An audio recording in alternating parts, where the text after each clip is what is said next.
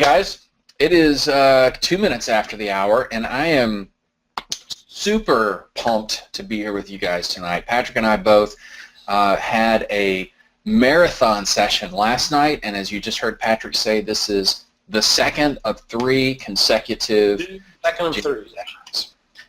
We really rocked it out last night, and I don't know, I mean, some percentage of you were with us, some of you missed out on last night, but we covered a lot of stuff. I'll kind of run through the highlights here just to, I guess, let you know what you missed before we jump in for tonight. But I want to say that you're in for more of the same tonight. It's not going to be the same presentation. We're going to actually cover entirely different stuff, but the same level of authenticity, the same level of keeping it real, and just pulling from our own worlds what we've learned over the last 27, 28 years together cumulatively in real estate investing. So, internet high five. Glad to have you guys here. And so first off, again, I want to thank you for being here with us, because we're grateful for you. We're grateful for the opportunity to serve. If you were with us last night, you know that the chance to do this and have the ability to speak from our experiences into your world is something we cherish. It hits high in our values. So there's a lot of other things you could be doing right now, but you're here with us, investing your time and your effort. We're very grateful. We're going to make it worth your while tonight. The only thing we have for sale tonight, much like last night, is more big ideas that we hope to challenge you with, to inspire you, to sharpen you, and to hopefully shape you for the better.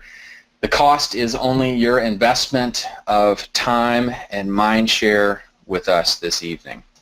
Yeah, and we even, like last night at the end, or near the end, you know, someone typed in the question panel, like, what does this cost? Nothing. We're here bringing you this training last night, tonight, tomorrow night, for free. Just here to not only bring you some awesome training, but also answer your questions and share some of the new awesomeness that we've got just waiting for you.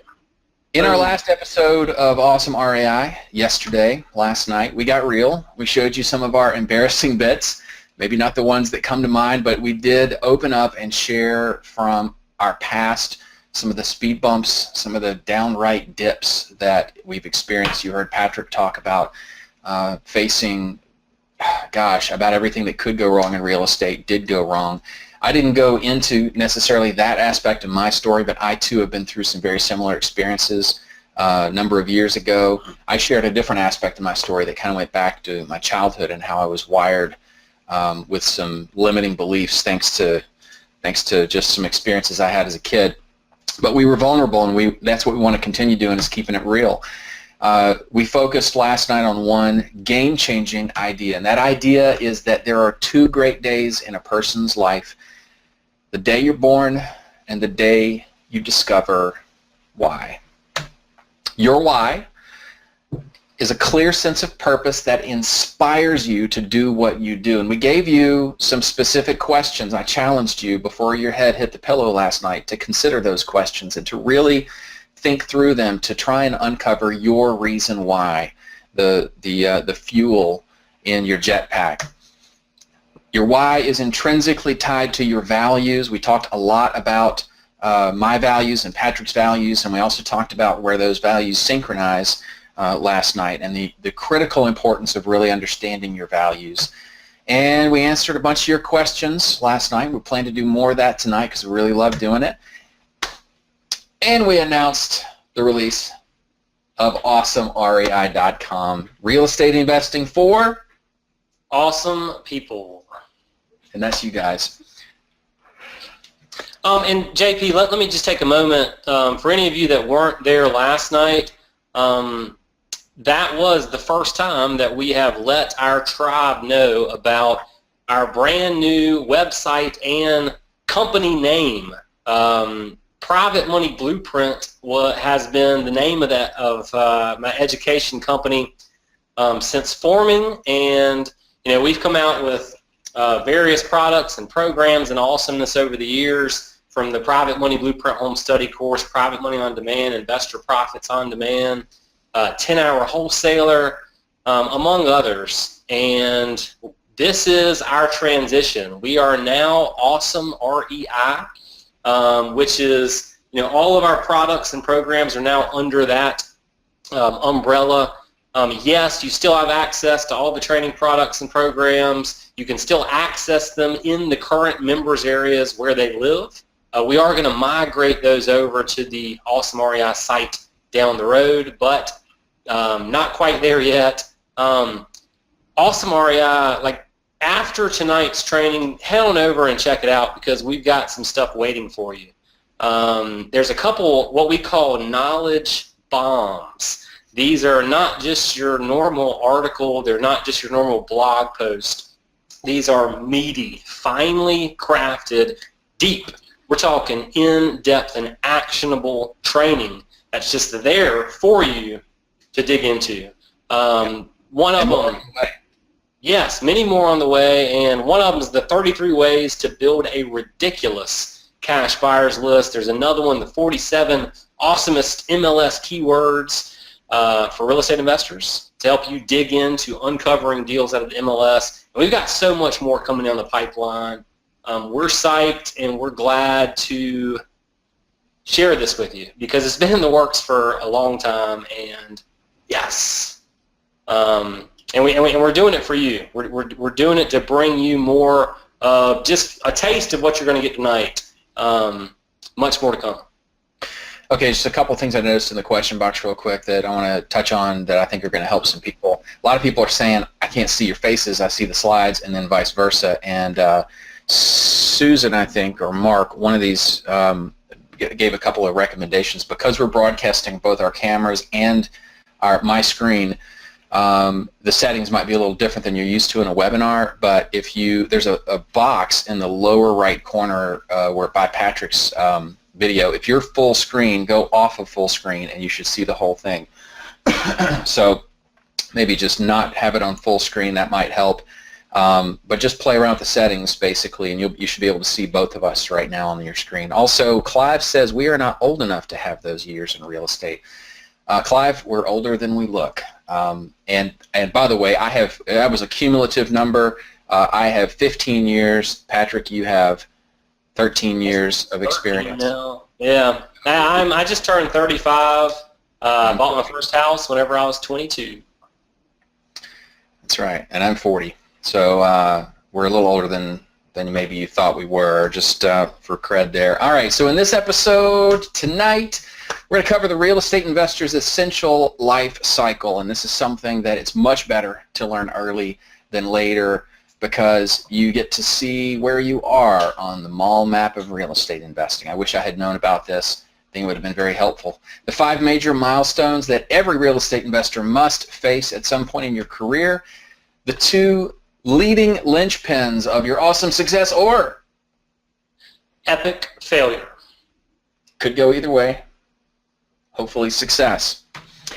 Facing the real estate investor's biggest obstacles, we're gonna discuss briefly some of those biggest, most common obstacles and identifying and obliterating them, which kind of touches back on what we talked about last night. And still ahead, tomorrow night, avoiding the tactical trap that almost every investor gets lured into at some point, and the 3 axioms of awesome. Those are off the shelf tonight. Those are tomorrow night. Same time, same place tomorrow night. And if you've already registered, obviously if you're here, you registered for tonight's training, then you should receive that invite and link tomorrow as well. So we'd love for you to join us tomorrow as well because we've got more coming at you. Yes. All right, so we re-dare you, as we did last night, to really dive in here. This is a picture of Patrick and I when we did indoor skydiving recently, and so hence the dive connection. Engage with us tonight. Set your expectations, whatever they are, especially if you weren't here last night. You probably have a preset expectation of some sort based on somebody else that you've experienced. Set those expectations aside, open your mind, and dive in with us. Make a note of your questions, write them down on a piece of paper in front of you, and then we're going to open the floor here in just a little while to answer your questions. The questions might have to do with what we talk about tonight. It could be anything, though, any real estate investing question or mindset question or business building question. Nothing's off the table. We're just going to open up and have a free-for-all at the end. I invite you to share and care, and don't forget to be awesome. Well, and you know, what you're going to learn tonight is some foundational information, some knowledge, and from our experience. And if you're looking for some shiny new tactic where you can make $1 million yesterday, that's not what we're going over here. We're going over foundational stuff to help you make sure that you've got what's needed in place to then build up from there. So just wanted to say that real quick. David says, so there's hope for me at 61? Yes, David, there's hope for you at 61.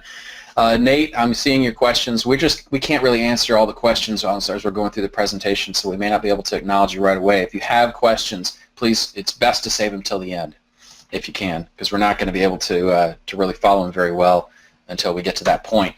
So who are these cats anyway? We did this last night. I feel like it'd be an injustice to those who weren't able to be there if we didn't take just a moment for anyone who doesn't know both of us to just kind of encapsulate a brief Reader's Digest version of how we got into real estate. All right, rapid fire. I heard about real estate investing while I was going to college.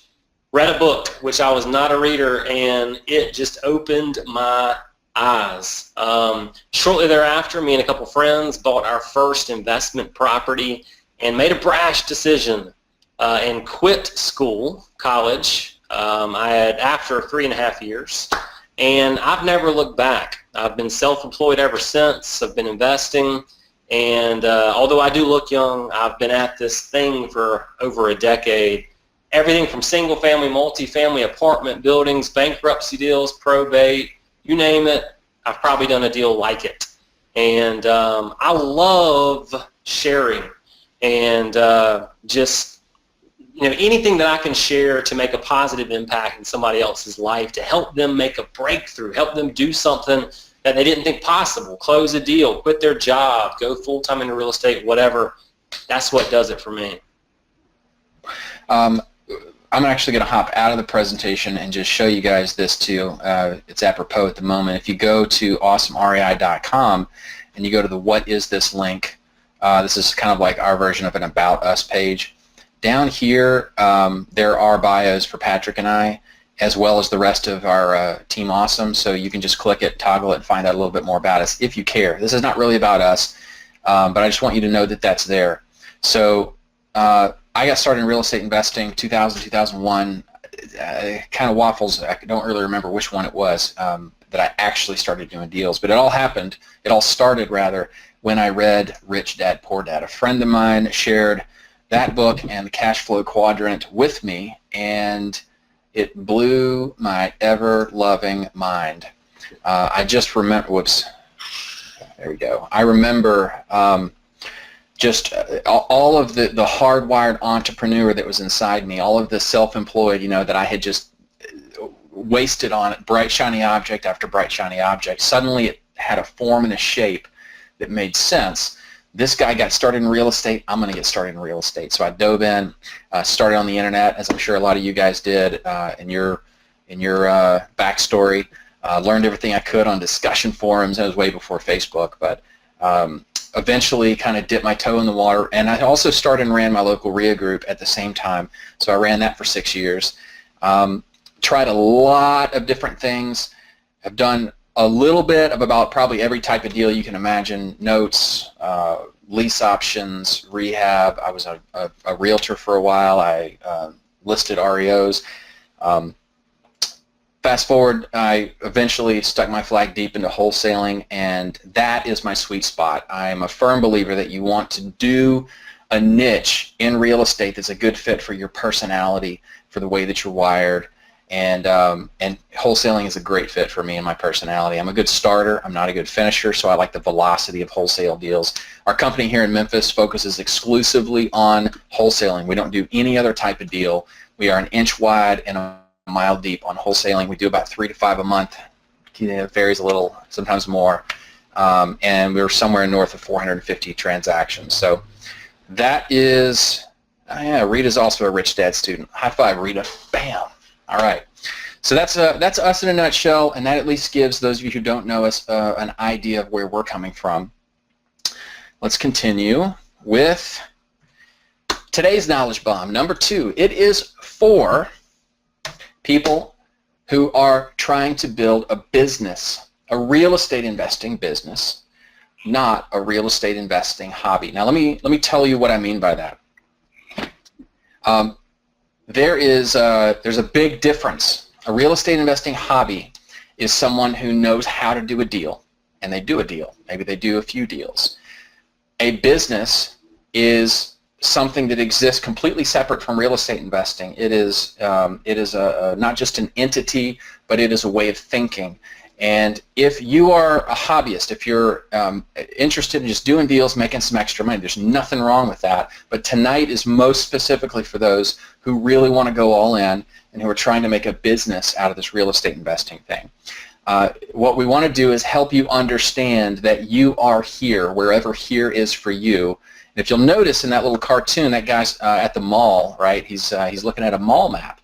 And think about it. When you go into the mall, let's say you want to go to, I don't know, some shoe store, and you walk in and you're like, okay, I got to find the shoe store. Do you just start walking around, just like looking at all the stores? Maybe you go in all the stores and say, you guys sell shoes? No, you go, you find that mall map, that big display, and you look for the little red dot. It says, you are here. That's what we want to help you do tonight. We want to give you a picture of the mall map of real estate investing so that you can see where you are on that map. And in doing so, you will gain an edge over yourself, over the version of yourself that just wanders around in the mall and takes a heck of a lot longer to find out where it is you're trying to go. It's going to shorten your learning curve, and hopefully you're going to be playing and winning the game much faster and easier because of that, because you understand the game board a little better. Okay? That's a really good metaphor, and just internalize that a bit. Like if you're at the mall and you're looking for a shoe store and you're just wandering around, I mean kind of aimlessly and getting distracted by other stores and the food court and whatever else. I mean it's the same thing in real estate. When you don't know where you're at and where you're headed, it's pretty hard to get there. Yes, it is. You might get there eventually, but you're going to wander around a lot, you're going to stumble, and you're going to fall more than you need to. Included in this is 5 major milestones we're going to cover and the 2 leading linchpins. I talked about that already. So let's jump into the milestones, the 5 major milestones. What is a milestone? Well, it's a noun. And the first definition is a stone set up beside a road to mark the distance in miles to a particular place. Now, it's a word that's become so commonly used that a lot of times we forget about the literal meaning of the word, but that gives you a good visual picture of what it actually has been in the past. Today, when we talk about a milestone, what we usually mean more is an action or event marking a specific change or stage of development. So, milestone number 1 is that light bulb moment. And by the way, we have all, if you're here with us, you have probably already experienced this first milestone, right? It's when you first realized that real estate investing could be the vehicle to get you from wherever you are right now to wherever it is that you want to be. Now, it is akin to the spark that we discussed yesterday. If you remember last night, we asked you guys to chime in and actually tell us what was the spark that first got you into real estate investing. Well, as you can see on the slide here, a spark is that first motivating reason that got you into real estate investing. The light bulb is that defining moment that actually struck that match. And so for you, it could be anything. It could be maybe you saw Carlton Sheets on late night TV and you nervously picked up the phone and dialed the number and talked to an operator and went through 42 upsells attempts. And then maybe that's still sitting on the shelf in shrink wrap. I don't know. I've heard a lot of stories like that.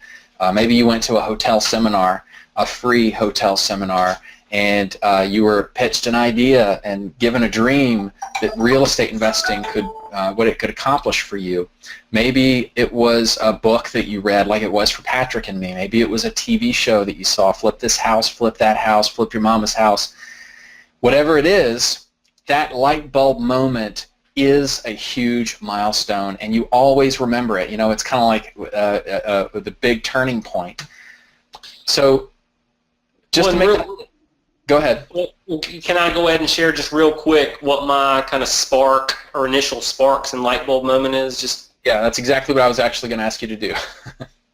Nice. Well, for me, the spark was much earlier on, just growing up as a kid, realizing that the mold that society tries to put you in, go to school, get a job, work for somebody else all your life, and maybe retire one day when you're 65 plus, so then you can do the things that you want to do, that never made sense to me. And so just the mindset at an early age was seeing what my parents did, you know, just going to a job every day, being on someone else's, working towards someone else's goals, being on someone else's time frame and whatnot, having to be somewhere and having to ask off time. None of that made sense. And so for me, the spark was just the mental process of knowing that I was a little bit different, that I didn't think just like that employee mindset. And the light bulb moment didn't actually happen until I went to the bookstore after a friend had met a local investor who was young, who owned some properties, and told him about appreciation and some other benefits of real estate. And we went and got a couple books, peeled back the page, never read much, and it just spoke to me. And like at that moment, I was like, this is it. You know, this is the way out of the rat race in the mold. Mm-hmm. That was it. And for me, just to connect those dots, my spark was being wired as an entrepreneur from youth, watching my dad as a self-employed person and enjoying the benefits of having him around and having him able to participate in those important moments in my life. But at the same time, if you recall from my story last night, seeing what a poor businessman he was and how much we struggled financially. We were evicted twice growing up, and it was two of the most traumatic times in my life, simply because my dad didn't know how to run a business. He knew how to paint a picture, a beautiful picture, phenomenal artist, I mean, mind-blowing artist, but couldn't get business because he didn't know how to do business. And so I knew I want to be I want those benefits. I want to be self-employed or be an entrepreneur. I didn't really know what an entrepreneur was, but it's like I want to be a self-made guy. I want to be my own boss is probably the best words I had to put to it, but I don't want to do it like that. So I had all that energy and stuff inside me, and as I said earlier, I tried a lot of different things, multi-level and sales positions and things, and none of it just clicked. But that light bulb was when I read Rich Dad Poor Dad and thought, oh, wow, this makes sense now. I have a channel that I can pour all this into, and that was my turning point. So, and if you want to share your light bulb moment or what sparked you initially towards that light bulb moment, toss it in the question panel. We'd love to hear it. Yes, please do. I'm keeping one wandering eye over here on the side to try and see if I can deal with any immediate questions that come in. Milestone number 2. Okay, so milestone 1, that light bulb, that's like, you know, you've all been through the door of the mall already. You're in the mall. The light bulb moment is like walking in the door. So that's behind you, right? Milestone 2 is that first dollar in real estate investing. And you kind of feel like this bubblegum guy here from Regular Show, which my kids and I love to watch together. When you make that, even that first $1, he's like, it's raining cash on him, but even that first dollar, you're like, it's so exciting. It is so incredibly exciting, but it's also critical. Patrick, I want to ask you to chime in and tell me why, elaborate on why that first dollar is so important. I can remember whenever I first saw just in that bookstore some of the claims and titles of the book, Make Your First Million in 3 Years with No Cash or Credit. A lot of the claims that you hear are a little hard to believe. We're hardwired through the media and through a lot of the negativity in the world to be skeptical. And a lot of people are a bit jaded, and so it's easy to see some of the claims and be like, yeah, right. And you probably have some of that head trash, that voice inside your head that's questioning whether or not it's possible at all for anyone. And if you're able to kind of get through that and then, believe, okay, I think it's possible for someone, then you've got to get to the point where you think it's possible not only for someone else, but it's possible for you. And have you ever had that voice telling you, you're too young, you're too old, you're not smart enough, you're not qualified, because of blah, fill in the blank. Making that first dollar, it just changes. Like it shatters your paradigm. It's a huge paradigm shift.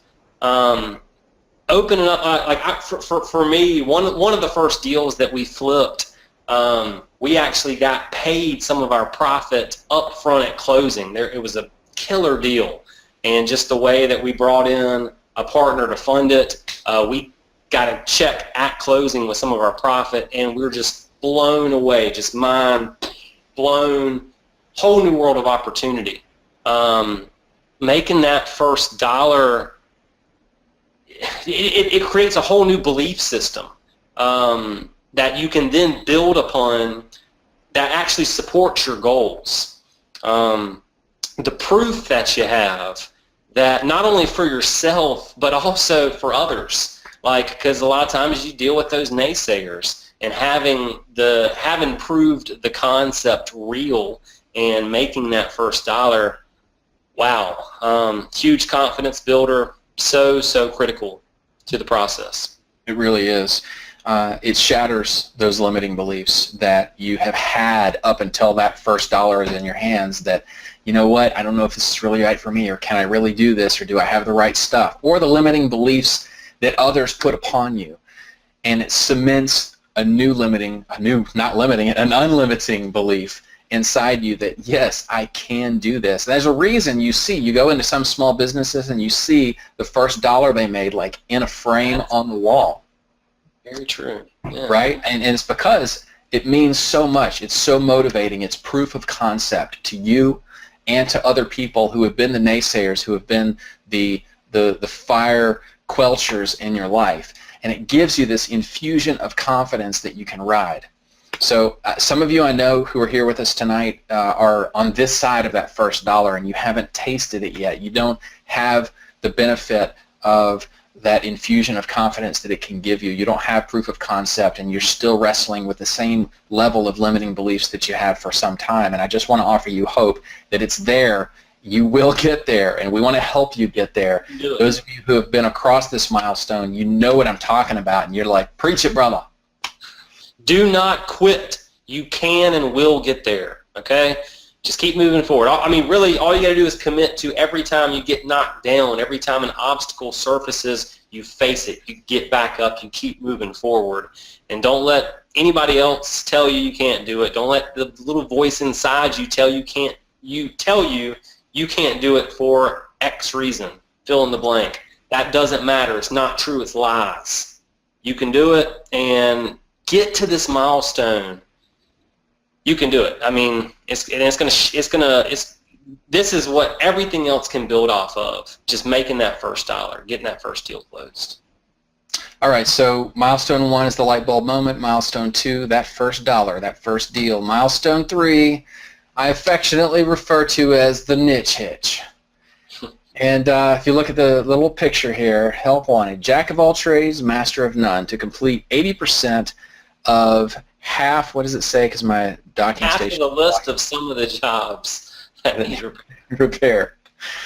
So this is basically finding and focusing on a niche in real estate investing. And this is a really hard milestone It often takes the first 1 or 2 years in the game to really get to this point. And the fact is, a lot of people actually don't ever get to this point, and they go under because of it. Now, it's the opposite of what you may hear referred to as the tool belt or the toolbox approach to real estate investing.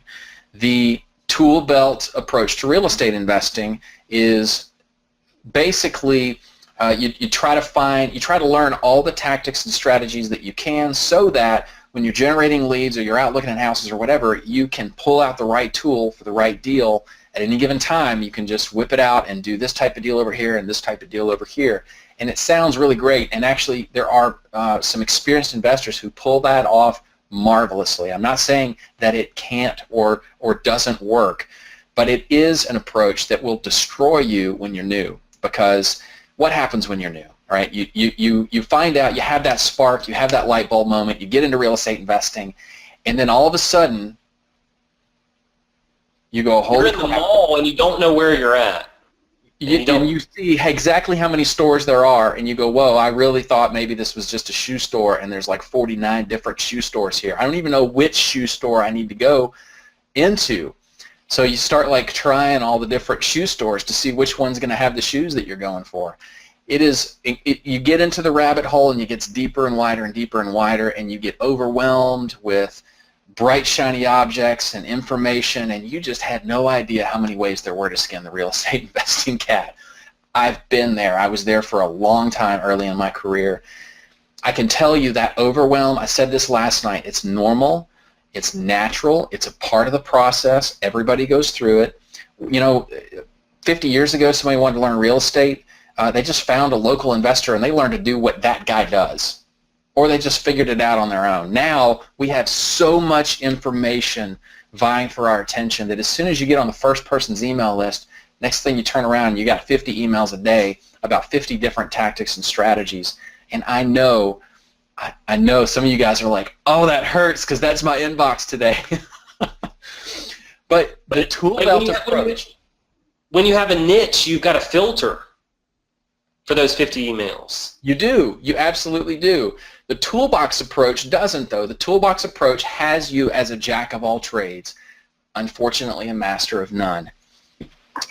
I want to talk to you for a second about a specialist and a generalist, okay?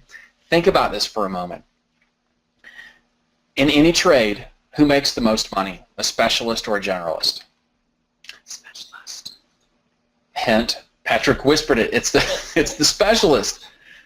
So think about it. Okay, you got a dentist versus an oral surgeon. Who makes more money? You've got a general practitioner physician versus a brain surgeon. You've got a guy who does construction versus a guy who crafts spiral staircases. Who demands more money? Specialists almost always outperform generalists. And in the real estate investing business, if you can make it your mission, this milestone is to figure out what kind of specialty you're going to have. Maybe you're going to be a wholesaler, maybe you're going to be a rehabber, maybe you're going to be lease options, but you're looking for one to specialize in instead of trying to wield all those tools at once. For sake of time, I need to keep pressing through this, but trust me, Patrick's heard it. I could keep going and going on this because I'm very passionate about this topic. You must commit to finding and focusing on one strategy at first. You master that one before you move on, and you get that one where it's effortless like breathing. You don't even think about it. It will massively accelerate your success. And understand that as you do this, trial and error is okay. It's a normal part of the process. I started in rental properties. If you heard my story last night, and I am not a good landlord, and I had to actually experience it to realize that it's not a good fit for me. I wouldn't have known that conceptually if I hadn't gotten in and gotten my feet wet in it. So there is going to be some trial and error, and that's okay. It doesn't mean you screwed up. It's just part of the process. And whenever you really niche down, like, if you're going to be a wholesaler, then be a wholesaler who focuses on properties in this kind of price range, in this area, catered to this kind of buyer. Like, get specific. And the more specific that you get, the easier that the business is going to be. And then you just stick to that, become an expert at it, then Now, you hear us talk, you'll hear Patrick and I talk a lot about wholesaling because that happens to be the niche that both of us are it's a good fit for the two of us. And that doesn't mean that we're a one-trick pony. It doesn't mean that we think everybody always should be wholesalers. There is a model and a method that's the best fit for you, your personality, your strengths and weaknesses, and your market. And your mission to get to this milestone is to uncover that. Okay, milestone number 4 is REI CEO. This is where it starts getting fun, people. Okay, I've already talked about a business versus a hobby, right? A real estate investing hobby is just somebody who just kind of does deals every once in a while, maybe here and there, makes some money. A business, you treat it like a business, versus doing a deal, which I actually knew a guy who just only ever did one real estate investing deal, and that was it. All he had to know, he didn't have to know anything about like hiring somebody or building a team or anything like that. His knowledge level to do that deal was very minimal. He had to understand a tactic and a strategy, and that was it. And he could wield that. He could throw that fishing line out, catch one fish, and then go home, and that's actually what he did. Okay, so you understand kind of three different, there are 3 different things. Building a business, it requires you to begin thinking like a business owner, like a CEO. It requires you to start behaving differently than someone who is self-employed. And it's really a whole different skill set and a whole different mindset than simply doing a deal. It involves learning how to work not just in your business, but on your business. And that's such a popular thing, thanks to a fantastic book, The E-Myth. It's such a popular thing to say. But for years, I was a big fan of the concept, but really didn't know how to do that. I couldn't figure out how to get myself out of that day-to-day of urgent things that were pulling on me at any given moment to actually step back. And I don't have time, unfortunately, tonight to really dig in deep on that, but that's one of my passion topics, is to help people kind of get a structure over what that has to look like. And it has to happen if you're going to run a business like a CEO, and across milestone number 4. Well, and so many times it's easier to continue working in the business and just doing whatever the thing is versus building a system and training someone to take over that system that will then do that thing for you for the rest of time. It's a lot quicker just to continue doing the thing. And sometimes people are afraid that someone else isn't going to do it as good as they do it, or isn't going to do it exactly how they do it. So there's definitely getting to this milestone and getting from the working in the business to on it is a transition that a lot of people struggle with. It's so worth it. Read the E-Myth, the E-Myth Revisited by Michael Gerber. Awesome book. It's going to serve you well. In the REI CEO arena, I've noticed that it's a vast minority of people who seem to be able to start in the real estate investing business with the CEO hat on. Most of us are not automatically wired to think and behave like a CEO. Just a very few people I've seen do it very quickly in their business. So don't be surprised if it is a struggle for you, if it is like, trying to get a dog not to go back and eat its own vomit. They do it, and you don't want them to do it, but you see it, and they're like, oh, don't go do that. As you start to pull away from some of these things, don't be surprised if it's hard and you just want to go right back to it. Speaking of which, there are 4 markers in the REI CEO milestone that I would like to shine some light on for you. I think this is going to add some additional clarity to this step. So we're going to drill in just a little bit more in this milestone. The first marker is breaking the solopreneur barrier. Solopreneur is kind of a new word. It's something, I don't know, I started hearing about it maybe the last 4 or 5 years, and it's pretty intuitive, I think. It's an individual entrepreneur who basically works by himself. He runs the entire thing. He wears all the hats, like our friend Aziz here. And so what it looks like when you break through the solopreneur barrier is you not wearing all the hats anymore. And in order to do that, you need systems and you need to learn about team building. Those are the two ingredients that you have to focus on, that you have to cultivate in order to break through that first barrier of being a solopreneur. The second, yes? Can I mention a couple things there? For me, at this milestone, a couple of the first team members that I brought on board that helped me start to move in that direction and towards the markers was, one, hiring an admin, somebody to take over the administrative work, handling a lot of just the mails, payables, receivables, paperwork, setting up property files, just running errands around town, going to the bank, going to pick up the mail. There's so many $10 an hour things that that have to be done, whatever your business model is that you choose and niche. That for me, that was one of the first people that I wanted to bring in to just get a lot of that crap off my plate, because that's not what I enjoy doing. It's not what I'm good at, organizing and detail work. Blah. Let's see, one of the other first team members that you may want to look at, a lot of times entrepreneurs are wired to where we're not really numbers people, and the numbers are vitally important. So maybe you get a bookkeeper, an accountant on board with you to get that off your plate so that you don't have to worry about the books. A lot of times people will still have it on their plate and procrastinate and not want to do it and put it aside and put it aside and put it aside, and it becomes this big beast and bear of a task when it doesn't have to. And all that mental weight that's all filling your head to where you can't think of actual money-making activities. So worth it. Take some of those hats off, please. Please take some hats off. It took me a lot of years to finally actually do that, even after I changed my belief that I shouldn't be doing it all. It took a long time for me to actually take those hats off. I can tell you I struggled with this for many years because I struggle with perfectionism, chronic perfectionism. For a long time, I thought my perfectionism was a strength. It's not. I believed that my ability to do everything and do it right and take longer, yes, but I was going to do it right. Gosh darn it.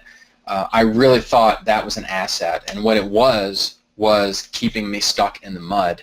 It was keeping me, what it took was me seeing other people who got in the business much later than me, far surpassing me, like blowing past me, right? And that hurts. That really does, when you see somebody who like got in like 2 or 3 years after you, and then boom, they're like, rock star real estate investor, and I'm going, what the crap? What am I doing wrong here? They're like in my market, and I'm doing something wrong. And I had some real honest talks with myself where I said, what's the difference? What's the difference between them and me? And I'm smarter, and I mean it. Like I had an experienced investor, one of my first mentors, tell me, say, John Paul, you know what? You know more about real estate investing than I do. This guy had been in it for 25 years. He said, you know more about real estate investing than I do, but I make 10 times the money you do. Let's talk about why. You want to talk about a come to Jesus moment? It was like, whoa. That's a mentor right there. Somebody will just tell you like it is. That's solid. Yes, yes. All right, let's continue. So breaking the solopreneur barrier is your first marker. Your second is breaking the self-employed barrier. Not sure if self-employed or unemployed. So what does that look like? Okay, so well, actually, before I get there, let me describe what the self-employed situation looks like. When you begin to break the solopreneur barrier, you start, as Patrick so eloquently put, you start hiring people to do stuff for you. You start outsourcing and out-tasking. And what that means is you're looking for somebody who can just take some of the work off your plate, right? And ideally, it's the things that you don't do very well or that you hate doing. And you begin to find these kind of contractors or part-time people or VAs or whatever to hand this stuff off to.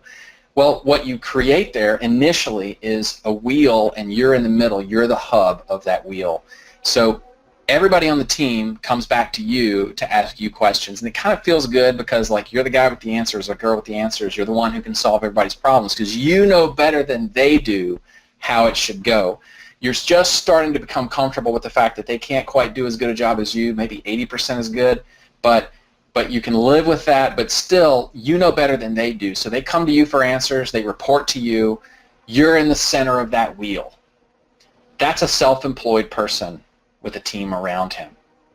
It's not a CEO. It is a self-employed person. So when you begin to break through the self-employed barrier, what it looks like is you are not the hub of the wheel anymore. And what you need to be able to do that, first of all, are more and better systems. That's the first ingredient. Secondly, you need an empowered team. You need to be cultivating people who aren't just taking marching orders from you and doing what you tell them to do, but are actually being given some decision-making power, some authority to think, and being taught how to think, and being conditioned to think. One of the best things I ever learned about this was a guy who talked to me about this exact concept, who's a lot further down the road than I am, and he said whenever his employees come and ask him, they bring him a problem and say, what do I do about this problem? What does the self-employed person do? The self-employed person says, problem-solving skills, here's your solution. What he does is he says, what do you think we should do? And he listens. And they start going, well, I think we should do this 1, 2, 3, 4, 5. And he says, okay, do that. And most of the time, even if it's not exactly what he would have done, if it's close enough, he'll let him run with it because it's more valuable to have your team conditioned to think and believing that they have the ability to actually do a job that you've hired them to do on their own without being tied to your apron strings. This is big stuff, guys. I hope you're grabbing this. This is a huge paradigm shift. When you begin to have a team of people around you who can think for themselves, now you begin to condition people to take responsibility, to take initiative, and to actually be better at their jobs than you would be at their jobs. Now you're putting your big boy pants on. This is big stuff. And it also involves accountability because, as I said earlier, you're going to want to go back and start answering their questions and solving their problems. You're going to find a tendency to put yourself squarely back in the middle of the wheel, as the hub of the wheel, and you're going to have to pull yourself back out because you just can't stay there for the health of your business. And you're going to have people who are further down the road than you are, who are speaking truth to you, just like the guy who gave me the advice to get my employees thinking for themselves. I had another guy recently say that the best place he's in as a leader is when he is not having to solve everyone's everyday problems, because that means he's done a good job teaching them how to solve their own problems. And anything you want to say on that? Oh, well, I was just thinking back to a time early on in business after, I don't know, 3 years or so, and I was at the beach playing volleyball at the Windjammer, and I was getting so much done. I was killing it, closings and all the marketing and lead generation and fielding calls, and it's quite a good feeling as you start to move through these milestones and just allow other people to do stuff for you. My currently the wholesaling business in the shape that it's taken right now, it's evolved over the years, and I've worked with different people at different times. The guy I'm working with now, James, he's been a friend of mine for years. He was my best man at my wedding. High level of trust and close friendship. But a couple of years ago, he really didn't know much about real estate investing. So when I first brought him in, my intent was, okay, I want him to be the day-to-day guy. I have to teach him how to do the business. I have to teach him, big picture stuff and minutia. But I want him to be the day-to-day person who calls sellers back, who goes out and sees houses. I'm going to run this business from the CEO seat. Mm-hmm. And it took me a while to figure out what shape that needed to take. It took me a while to just get him accustomed to that. But I'll tell you what it looks like at this point, and we're still refining it constantly. But at this point, James and I have I focus on the marketing. I basically come up with and deploy the marketing strategies so that I don't want him thinking about leads. I just want leads coming in, right? Mm-hmm. So I do the marketing, and I also make sure that the finances are taken care of. I don't do them because it's not my strength. I have a bookkeeper that does it, and I meet with him once a month.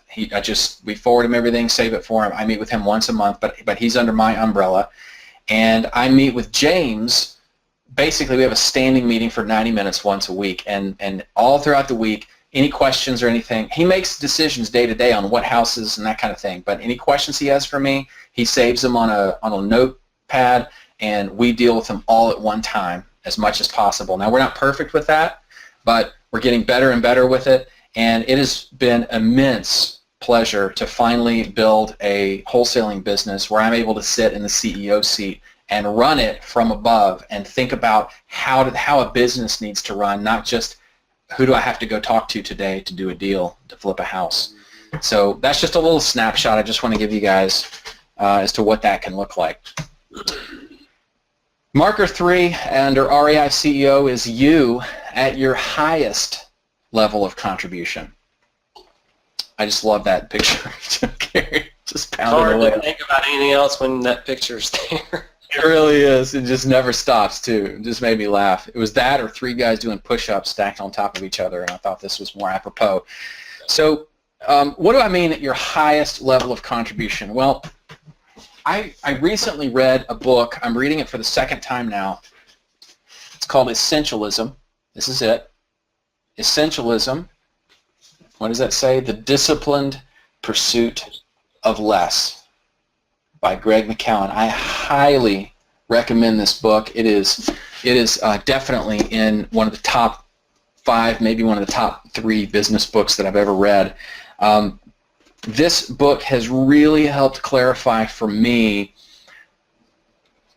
the difference between the trivial many and the essential few, and it applies to about any area of life or business that you can imagine. I would not do it justice if I tried to describe in detail the book, but I just want to say you need to get this. One of the biggest mantras of the book is, what does it take to have you as a business owner operating at your highest level of contribution so that you're really only doing the things that that are the most important for you to do, the most fitting for you, and focus on where you can contribute the most. Another way to say that is your highest and best use. That's a really important concept. So what does it look like? It looks like your business largely running without you on a day-to-day basis. Ooh. And that is possible. It may not feel possible, but it is possible. I know so many investors at this point. I've had the privilege of being mentored by and having these friends now who literally runs almost entirely without them. You know, one of the first people who I ever knew who achieved this was Nathan Jurowitz. Remember when he put the Short Sales Riches course out years ago? He took the short sale idea, but he didn't just put another short sale course out. This course is off the market and defunct at this point. But the beauty of this course was he said, okay, here's how you do short sales a little bit, but here's the real beauty of what I do. I don't do any of the work. He had people that did every single part of the process for him for a cut of the action. He only made 20% of any of the profit of any deal, which a lot of people were like, what in the world, dude? You're making 20% of, you own the business. Why are you only making 20%? And he said, because I don't have to do any work. That's like the famous John D. Rockefeller quote, I'd rather make, what is it, 1 off of 100 or... I can't remember. Look it up on your end because I know the one you're talking about, but I can't remember, but it would really speak to this. Okay, Yeah, so what do you need to have you at that third marker of operating at your highest level of contribution? You need clear vision for what that looks like and how possible that is.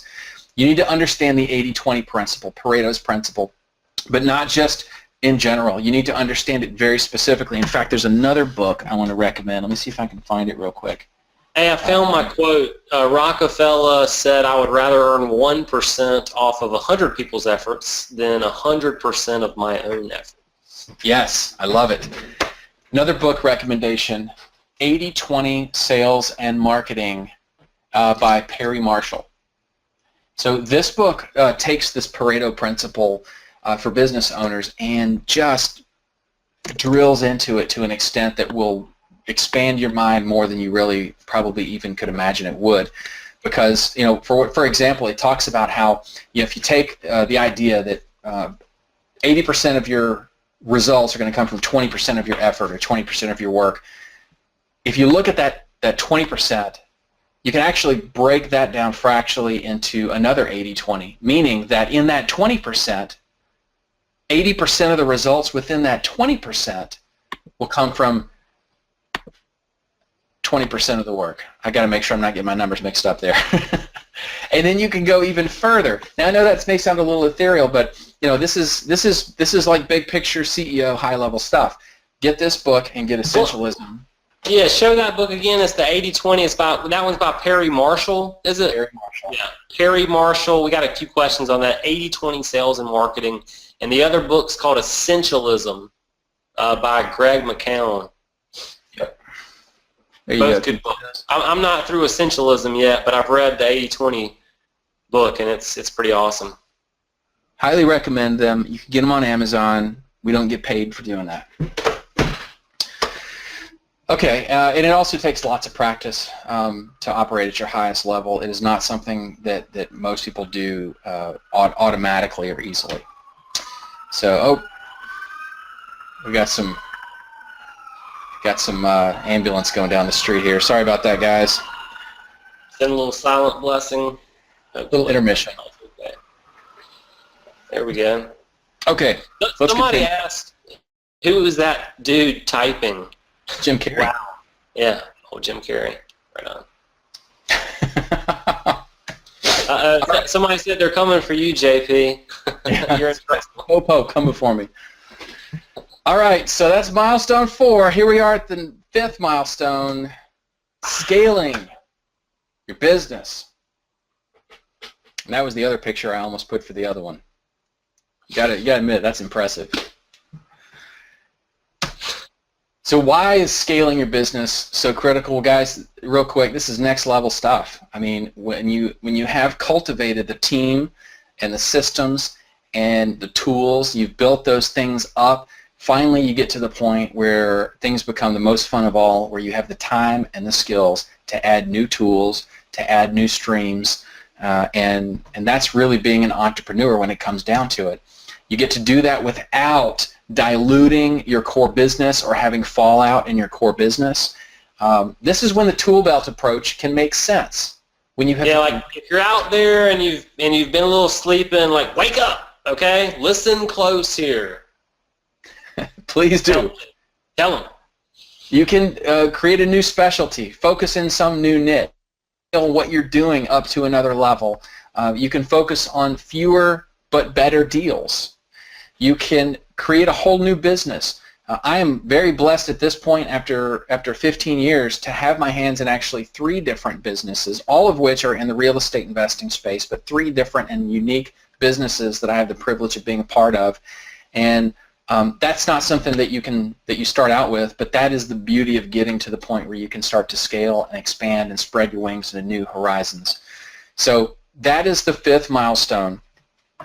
And so many people, like before they've gotten to milestone 2 and made the first $1, they're looking into new specialties and then other opportunities that are coming in their way, and all of a sudden, it's like realize where you're at, what milestone that you're approaching, and just take this to heart and put it into action, because it can and will make such a big difference for you.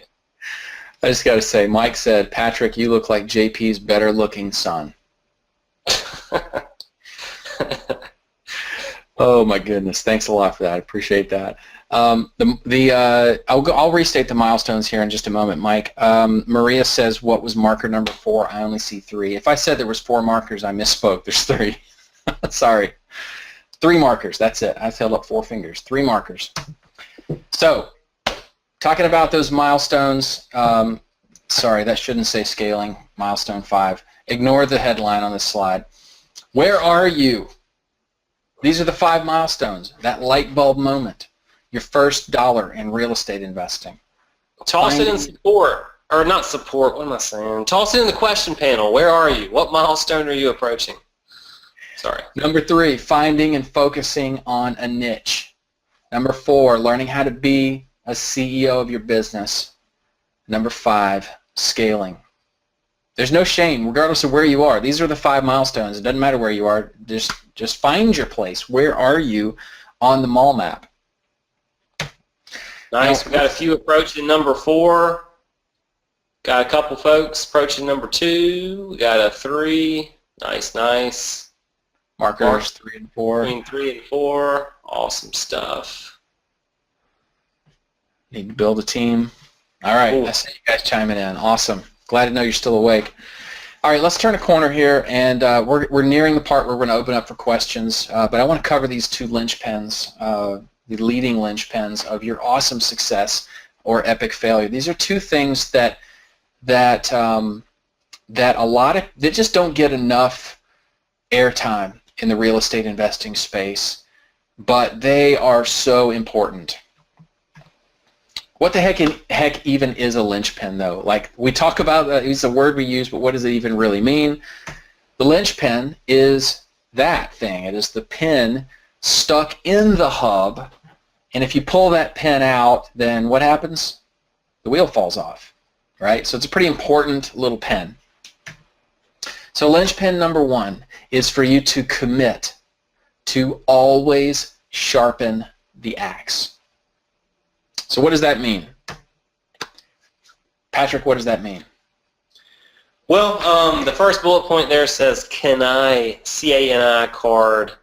Way back whenever I was first diving into investing and reading books, and one of the first, that first year I read Tony Robbins' Unlimited Power. And we also got one of his CD sets, I don't remember the name of it, in the mail. With the CD set came a card that just big letters, C-A-N-I, stands for constant and never-ending improvement.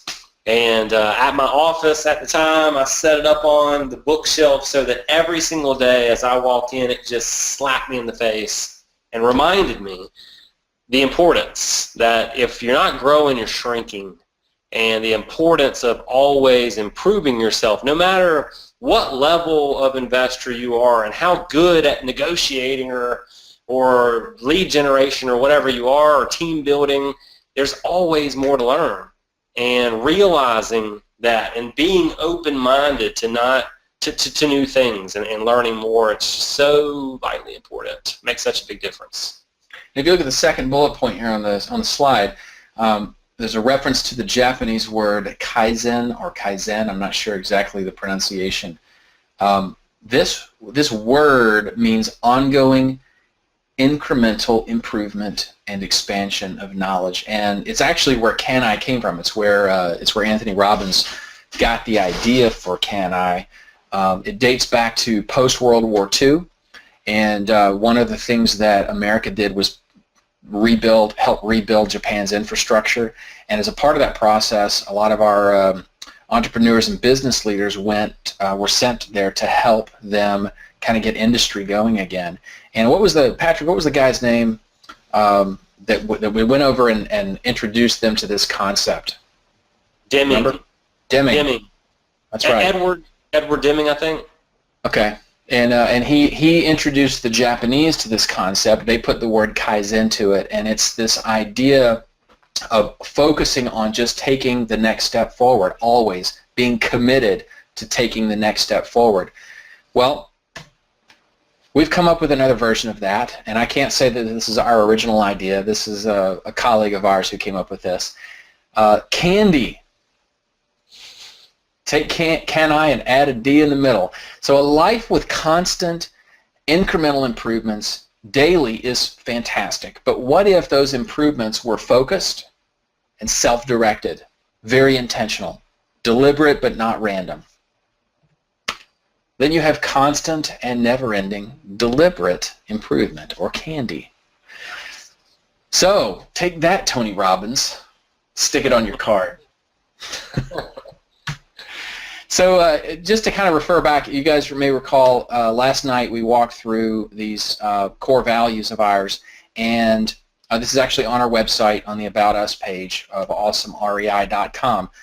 Core values number 5 and 6, always be students, not just teachers, and always keep improving, learning, and growing. These are the two that really speak to this linchpin one of always committing to sharpen that axe on an ongoing basis.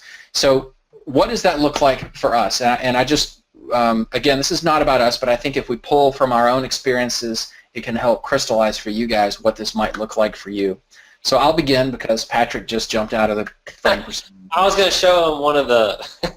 Oh, okay. All right. So let me have you begin, my friend. What does candy look like in your day-to-day right now? Candy, to me, looks like, well, a lot of times I will start my day off reading. If not starting my day off reading, if I'm at an appointment somewhere or at lunch grabbing a sandwich, I will have a book with me. This is one that I just finished recently called Ready, Fire, Aim by Michael Masterson. Awesome book. And especially where I'm at in business, it just spoke to me. And like when you feed your mind continually, new information and books and inspirational stuff, it's you're always, your emotions, day to day you're going to go up, they're going to go down, but when you're all the time feeding your mind with stories of people who broke through despite the odds and achieved great things, and filling your mind with new ideas. Like for me, I'm always reading. I just finished the other day a book called Smart Cuts. I just started a book called The Boron Letters. I just got, earlier in the mail today, I got Triggers. I've been trying to get that book forever. It's by Joe Sugarman. Out of print, right? Yes, it was out of print. I think they brought it back, and finally. Who's the Boron Letters? Is that... Boron Letters is copywriting stuff by Gary Halbert. Halbert, yes. Okay, that can draw. Yes. Yeah. Like candy, for me, my constant and never-ending deliberate improvement also includes, like lately I've been killing podcasts, loving it. I'm subscribed to a number of podcasts now, and like in the shower, in the car, whenever I can fit some in. Like turn your car into Automobile University. Many people have, if you don't think you have time where you can soak up some knowledge, you're wrong. You're not trying. You're not trying. Try Audible. Audible is really cool. If you don't like reading, maybe you can listen to more and soak it up. Also, never-ending improvement for me, I'm going to a mastermind meeting. It's a paid mastermind deal. It's actually in San Diego. I fly out tomorrow, and the actual meeting days next Monday and Tuesday, but I'm going to be there with people who are far ahead of me in business. And there's always more to learn. There's always more that you can do to grow, and I just implore you to dive in. And find the modality of learning that you like most. Maybe it's videos, maybe it's audio, maybe it's reading, maybe it's multiple things. Force yourself to do it if you have to for a while until you develop the habit, until you start to enjoy it. You'll get there. Hope here says, I know what you mean. As a math teacher and a pastor's wife, I go to bed feeling like I've been sucked dry. Man, we've been there. We've all been there. Mike Miller says, 2 books a week has changed my life and business. High five, man. Yes, bam. Absolutely. Couldn't agree more. Does that mean, if you're traveling tomorrow, does that mean you're going to be doing tomorrow night's webinar from a hotel somewhere? Oh, not tomorrow. Sorry, Friday. Today is Wednesday. Oh, I thought it'd be funny. Okay. Wow, you'd have been by yourself, man. Yeah. Awkward. Okay, so what does it look like for me? What is constant and never-ending deliberate improvement look like? Well, first of all, it means routine for me. Anybody can be selfish and like do stuff for yourself, but when you're actually going to focus on improving yourself, it means that you have to focus on the important instead of the urgent. You have to set aside time to focus your attention and your time on the important, which is developing yourself, rather than the urgent of things that are pulling on you constantly, the to-do list, the phone calls, the texts, the emails, whatever it is that you feel like is pressing on you to get done that day. That's a really hard thing to do at times, especially if you're in a place of need. It's hard to pull away from the urgent. And the best remedy for that is a routine. It is cultivating a routine where you have a set period of time every day that's reserved exclusively as sacred time to pour into yourself. I cannot tell you, it is not a luxury to do this. I cannot tell you what an important thing this is for you to do and the profound way it will exponentially amplify your efforts in every possible arena of your life. One of the best things I think you can do if you struggle with that concept at all seeming realistic is to read this book, The Miracle Morning by Hal Elrod. Go get this. In fact, I would put this above any of the other books that we've recommended personally. I would say read this one first. When I read The Miracle Morning, it gave me, and it's a quick read, you can see it's not a very long book, it gave me, it's kind of like, it had about the same impact that Rich Dad Poor Dad had. It gave me this really clear way that I can apply what had been just good ideas all up until that point. The need to spend time, picturing an ideal day and visualizing that. The need to spend time learning how to do things like meditating. It's not a real woo-woo like Eastern philosophy type of book, but that's something that had been on my list of things to want to learn, and it gave me a framework in which I could learn to start doing that with a routine. It really pushed me through some limiting beliefs about being a morning person. I've never been a morning person. I've always resisted the idea and had the self-imposed limiting belief that I'm just not a morning person, I'm a night person. Well, when I read this book, I'm telling you, I drew a line in the sand. I got about halfway through and I said, okay, I'm a morning person now. Just like that.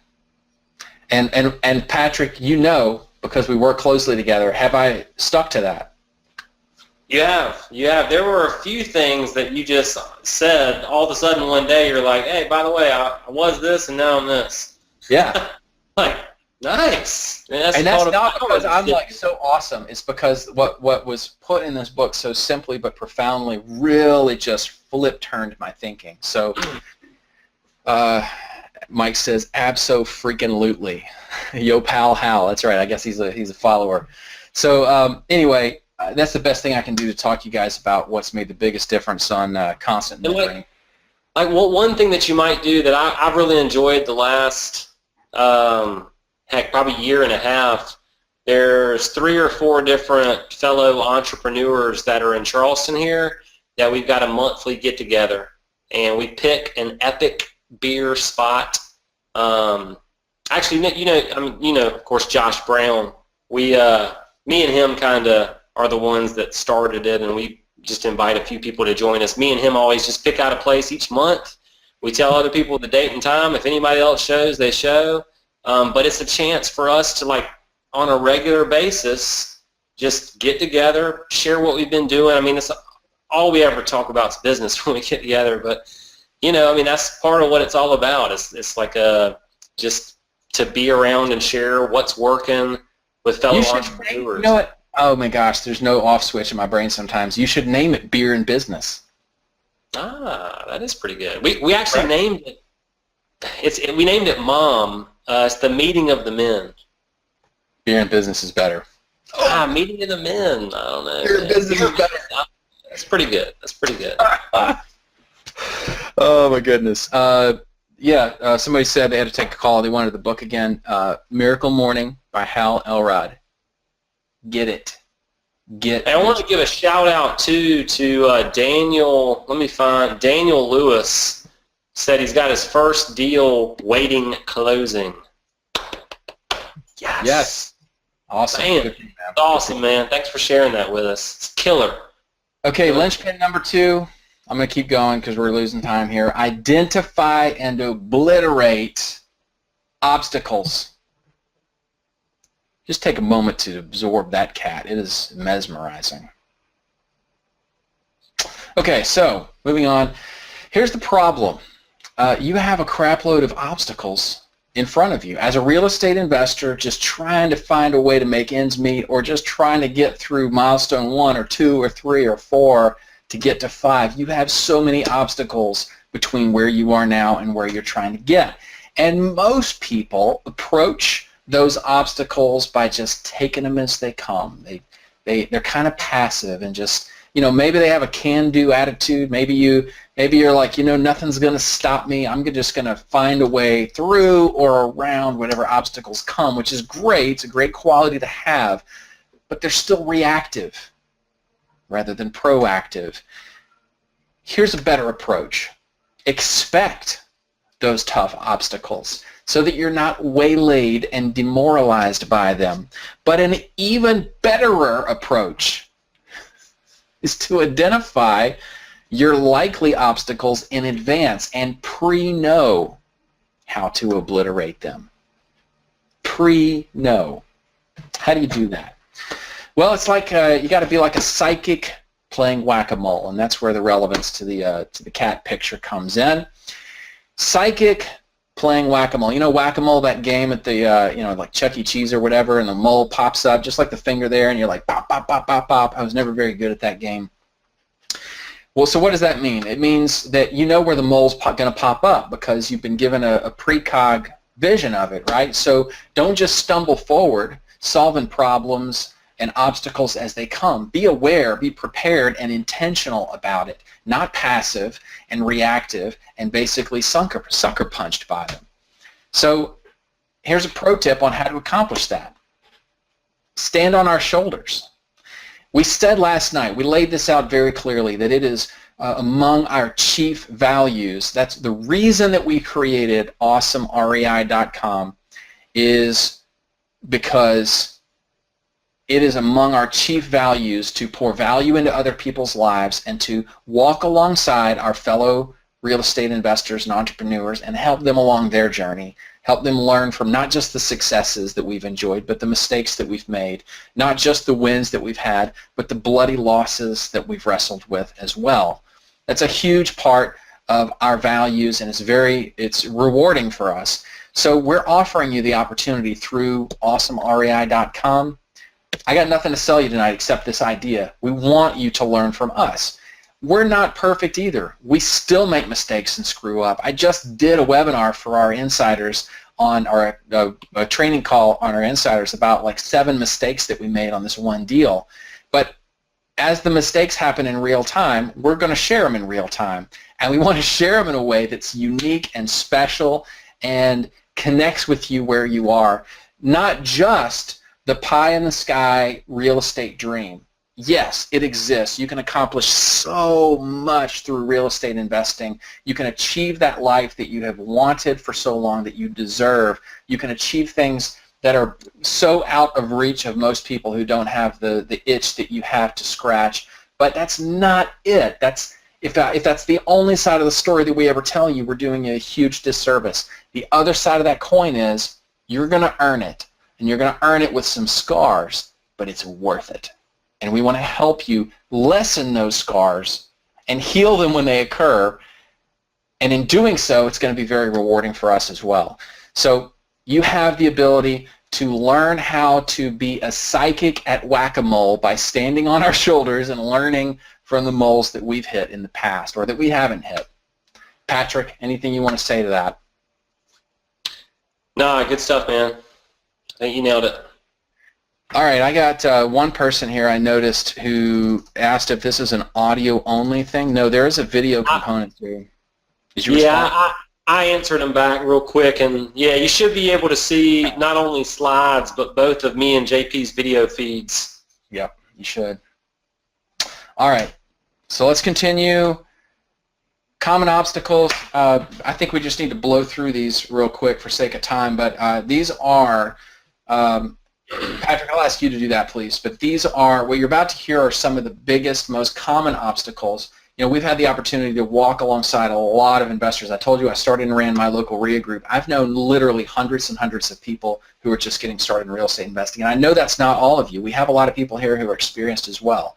So you'll know exactly what we're talking about here. These are some of the biggest, most common obstacles that we see people facing. Go ahead, my friend. Well, sure, we'll talk through some of them here, and like if you have experienced in the past or you are experiencing presently any of these obstacles, it's okay.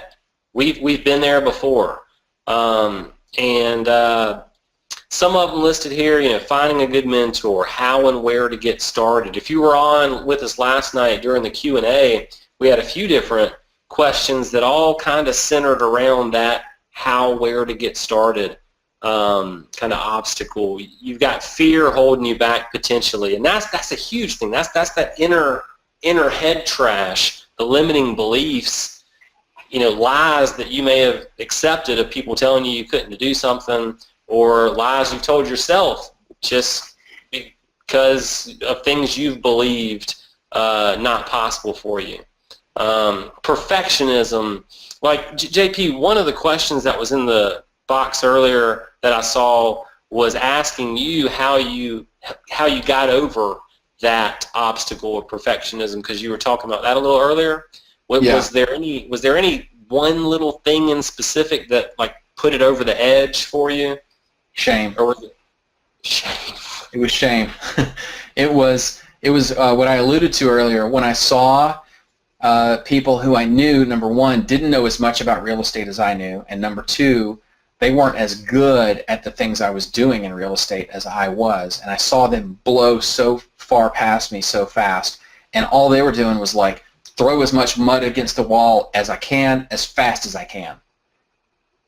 And because of that action, that momentum, that lack of perfectionism, but energy, sheer raw energy and momentum, they were able to achieve a lot more than I was able to achieve. Was the quality of a lot of what they put out not as good as mine? Heck yes, mine was a lot better, and anybody would tell you that. But they achieved the success that I was not achieving, and I was ashamed, frankly, of that when I finally saw that and was faced with that reality. So that shame was enough for me, that plus other people who were further down the road, mentors of mine, who were able to look into my scenario, into my situation and say, you are your own worst enemy with this perfectionism. And you know, it's not just a matter of me hearing one time that somebody else doing it 80% or 70% or 50% as good as I would do it is better than me doing it. It's not just one time I had to hear that. It's like a fajillion times I had to hear that for me, and making incremental steps in that direction.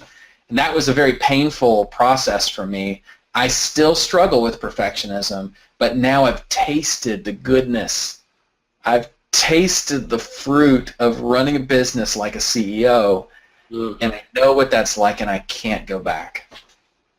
Well, and like a couple of the other obstacles here that I just mentioned, fear, how, where to get started, even info overload. Like with fear, the quote, do the thing you fear and the death of fear is certain.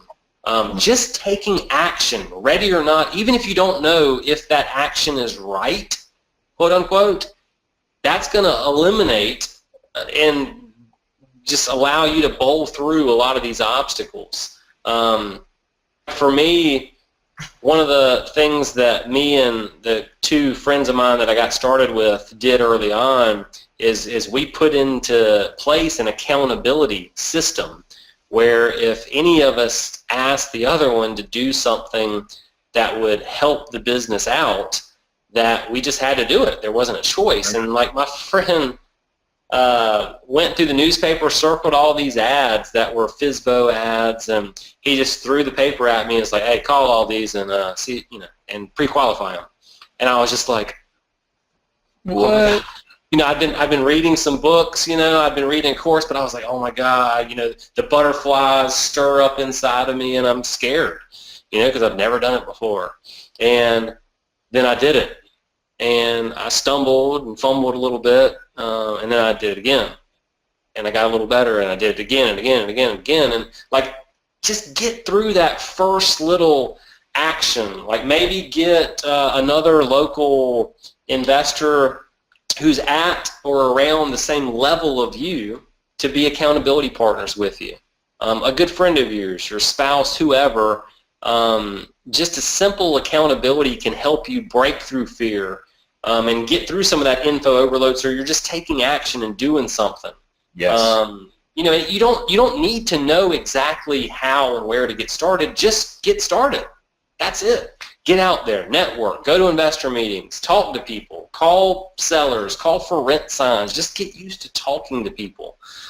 Other common obstacles, analyzing deals, doing deals you should and shouldn't do, bright shiny object syndrome. Like if you niche yourself and if you really create some focus on the business model, the strategy that you're going to implement, the type of property, price range, area, if you're laser focused and know exactly what you're going after and the strategy in hand, then bright shiny objects are going to not be so bright anymore. They're going to be kind of dull because they're going to immediately have a filter. You're going to have a filter that gets rid of those bright shiny objects because only a few of those might funnel into the specific niche and core that you're focused on. Okay, other obstacles, just consistent lead generation, knowing how to build that power team, asset protection as you build your portfolio and your business, systematizing, outsourcing, and just bandwidth, having the time, bandwidth, and the mental bandwidth. A lot of these obstacles, you might get through an obstacle at one, certain milestone, and then it may resurface again in a milestone down the road. So it's a process of a lot of times different fears will pop up as you get to the next milestone, and it's just a matter of continuing to push forward and realize, identifying, okay, this is an obstacle, realizing that, and then moving forward. I can tell by keeping an eye on the comments over here and the questions that a lot of what we're saying is really hitting home with a lot of people, and I'm glad. I'm not surprised, but I'm glad. I'm super thrilled to see you guys continuing to engage with us. I know we've lost only about 10 or 15 people since we started, and here we are an hour and a half in. So clearly this is striking a chord with a pretty large contingency of those of you who are investing your time with us here tonight. So I'm glad. Let's continue to a critical truth, and that is that almost all obstacles that you're going to face are inside you.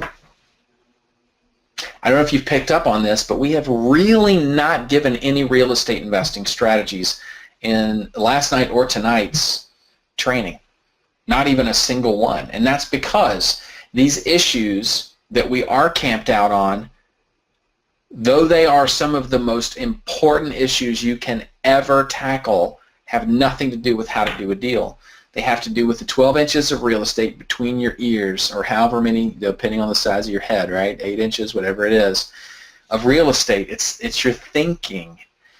I have known hundreds and hundreds of real estate investors over the last 15 years, and every single one of them who has gone belly up or who has died on the vine trying to become a real estate investor has done so because of some form of self-sabotage, not because they didn't understand how to do a real estate deal, or they didn't have the right tactic on hand, or they didn't have the right entity set up, or they didn't understand how to handle the tax implications of doing business, or maybe they just didn't understand how to get enough cash buyers, or that stuff is important, but it's tactical stuff that ultimately will not determine your success or your failure. It's the stuff inside you, which almost always leads to what we call the tactical trap, which is where we're going to pick up on tomorrow night. So, Was there a missing picture on that slide or something? Why is everything right? I kept waiting for it to pop up. I must have forgot to get a picture for that slide, I guess. So, oh well. Yeah, we'll be tomorrow night. We're going to be going over the tactical trap. Many investors, ourselves included, have fallen into it before, and we're going to break that down for you and show you how to avoid that once and for all. So as we turn into Q&A, welcome back. I can't see who that is, but somebody just joined us again. As we turn into taking your questions, here's your action plan. Here's our challenge to you. Action steps. You ready? Number 1, commit yourself to always sharpen the axe. Constant and never-ending daily improvement. Go get this book, read it, let it shape you from this point forward. Number 2, always play precog whack-a-mole with your obstacles. That means identifying and obliterating often and early, which means knowing the obstacles that are coming before they've hit you, which means learning from other people who are farther down the road than you are. Commit yourself to those 2 things. Next time, avoiding the tactical trap tomorrow night and the 3 axioms of awesome. That's what we're going to cover. Now it's time for A's for your Q's. All right. So let's see. I do want to point out one thing before we jump into questions, and this is a great time for you guys to go ahead and start dropping your questions into the question box there. I hear an echo all of a sudden. Do you hear that? I do not hear an echo. Okay. I hear it a little bit. If you go, let me turn my speakers down. I don't know if I get an echo all of a sudden. If you go to our homepage, awesomrei.com, and you scroll down, see this section that says Most Recent Knowledge Bombs. I want to direct your attention to the first one, Time for Something Awesome. This is not actually, this first one's not technically a knowledge bomb. These other 2 are what we're going to be doing on an ongoing basis. They are extremely, Patrick talked about that earlier, very action-packed information for real estate investors. This first one is kind of the underlying foundation whole shebang. And I want to direct your attention to a little further down on that blog post where we talk about how this is going to go down. Okay, so we start off up here talking about we're probably not what you're expecting, right? I mean, we've hopefully kind of already established that our goal here is not to be a stodgy old saggy real estate investing website or somebody who's always trying to shove whatever the latest and greatest thing is down your throat. We want to be real, we want to be vulnerable, we want to help you in your journey as a real estate investor, because that scratches an itch for us. And the dirty little secret of real estate investing is that when it comes to the education, information, and training side of things, most of what's available nowadays has a certain sticky film to it. Am I right or am I right? It's sad, but it's true. Real estate investing has got issues, and anyone who's been around this place for more than a few days knows this pretty darn well. We've touched on some of this stuff. Actually, other people say I'm echoing too. It's weird. The echo is really bad, they say. Distracting. Uh-oh. Would you turn your speakers down, Patrick? It might be that I'm feeding back to yours. Can you turn the speakers down on your computer, please? Yeah, how do I do that? Just, I don't know, you have a Mac, dude. I have no idea. Just find your volume.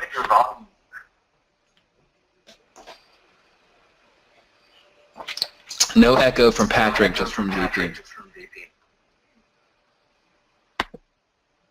Try this. Mute your micro. And let's see if it goes away.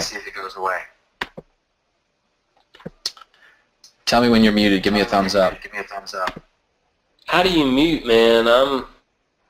On the control panel for the webinar on the left. Hey, I found it. I'm gonna mute myself now. Test 1 2. Test 1 2. My echo's gone. You got? Yeah, it's gone. Okay, so what's happening is you just need to turn your volume down on your computer, Patrick, because suddenly I started looping back. Hey, whenever I talk, I'm just gonna take myself off mute and then put it back on mute. Okay, that's cool. All right, good. Thank you, guys. Sorry about that. Thanks for hanging with us. I guess webinars can be weird sometimes. So the certain sticky film that exists with real estate investing today, it's the late night infomercials, the questionable hotel seminars, the pie in the sky promises, the easy button solutions offering to make all your wildest dreams come true with little or no actual effort from you. That is not what we're about, and I just want to make that very, very clear. If you've been with us tonight, I think you kind of get that. We're not trying to demonize other people. A lot of the people who do that kind of stuff are colleagues of ours, but we just want to be sure that you understand that we are in this for you, and we're in this together with you. We want to help you succeed, and that's hugely important to us. It doesn't have to be that way. We are all about creating win-wins. We want to have a lot of fun and not take ourselves too seriously at every turn as often as possible. We want to be committed to constant improvement and sharpening each other along the way. Things like honesty, integrity, authenticity, they actually matter to us. We want to teach you, if you don't already know, how to have an abundance mindset, not a scarcity mindset, and the value of having a positive impact and making a real difference. If you remember, that's my personal vision statement, is making a difference in other people's lives. So it hits really, really hard home with me. So that's what this place is all about, and I just wanted to, before we turn into the questions, I wanted to kind of frame that and make sure that you understand it. That's where our heart is. So having said that, I think we're ready to turn to some Q&A. Patrick, just in case that stopped it, would you unmute yourself and let me talk, and let's see if that got rid of the echo? All right, I'm unmuted. Somebody said in the panel that right when you went out of the presentation to the site here, that's when the echo started. Okay. Well, test 1 2, test 1 2. Any echo? Yeah, it's back. Yep, I'll just mute myself whenever you want to find a question and go ahead and dive into some questions. Yeah, let's do it. Let's do it. Okay. Can you tell me about landlocked property? We are looking at a piece of property that appears to be landlocked. That's Sandra and Bob. You want me to start, or you want to start, buddy? You go ahead. You go ahead. Okay. Well, I guess it depends, Sandra and or Bob, on what you want to do with that property, what it is that you are hoping to accomplish. Typically, landlocked property, for anyone who doesn't know, what that means is that you have to go through someone else's property to get to your property. So there's no driveway, there's no easy way to get access to it without going through somebody else's property. There's a reason it's not very desirable, because you can't get to it easily without working something out with the owner. And I would say I've looked at some landlocked property before in areas where I was looking for lots, but it was I couldn't get past that. So I don't have like a magic wand I can wave to say, here's the answer that nobody else has ever told you. It's problematic. Now, if you're looking to develop it in some way yourself, as opposed to like flipping it, if you have plans for that land, then it may be that you can go to the owner of one of the pieces of land around it and get them to slice off a piece of their property. Pay them, obviously, they're going to want to be compensated for that, but slice off a piece of their property that gives you access to whatever road or access that you need, that somebody in that property would need. So it kind of depends on what you need, but that's, unfortunately, that's about the best I have to give you in terms of my experiences. I've not done a lot with landlocked property, and I don't know any way around that. Patrick, you have anything else to add to that? I don't have any experience myself with that type of property, so I don't have anything further to add. We did get a comment from Mike Miller who said the incredible Apple sound quality is too good for the PC to handle, which I would have to agree.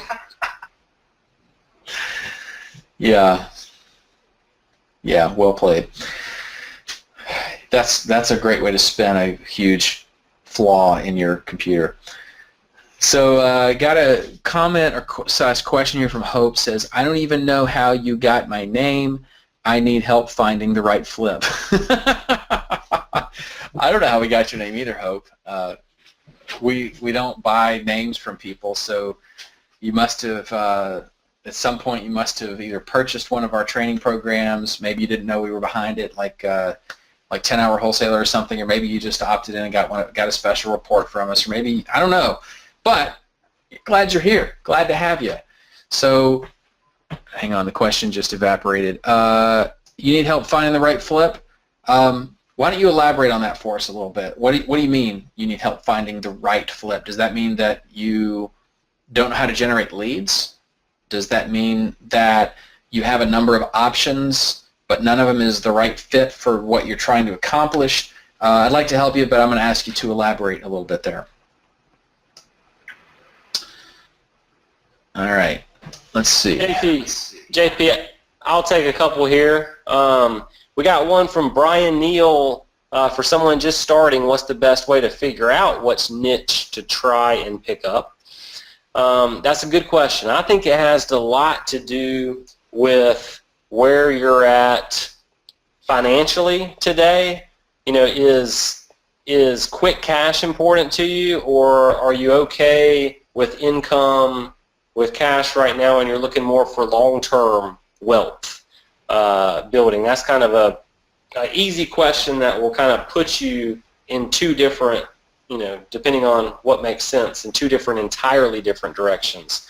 I mean, if you're looking more to generate cash right now, to build up reserves, to build up some capital for your business, wholesaling, fixing, and flipping, one or the other may make the most sense. If you've already, if you're happy in your job and you're just looking to have some real estate investments on the side, then maybe the buy and hold approach is more beneficial or makes more sense to where you're at today. JP figured out after buying some rental properties that kind of business landlording was not for him.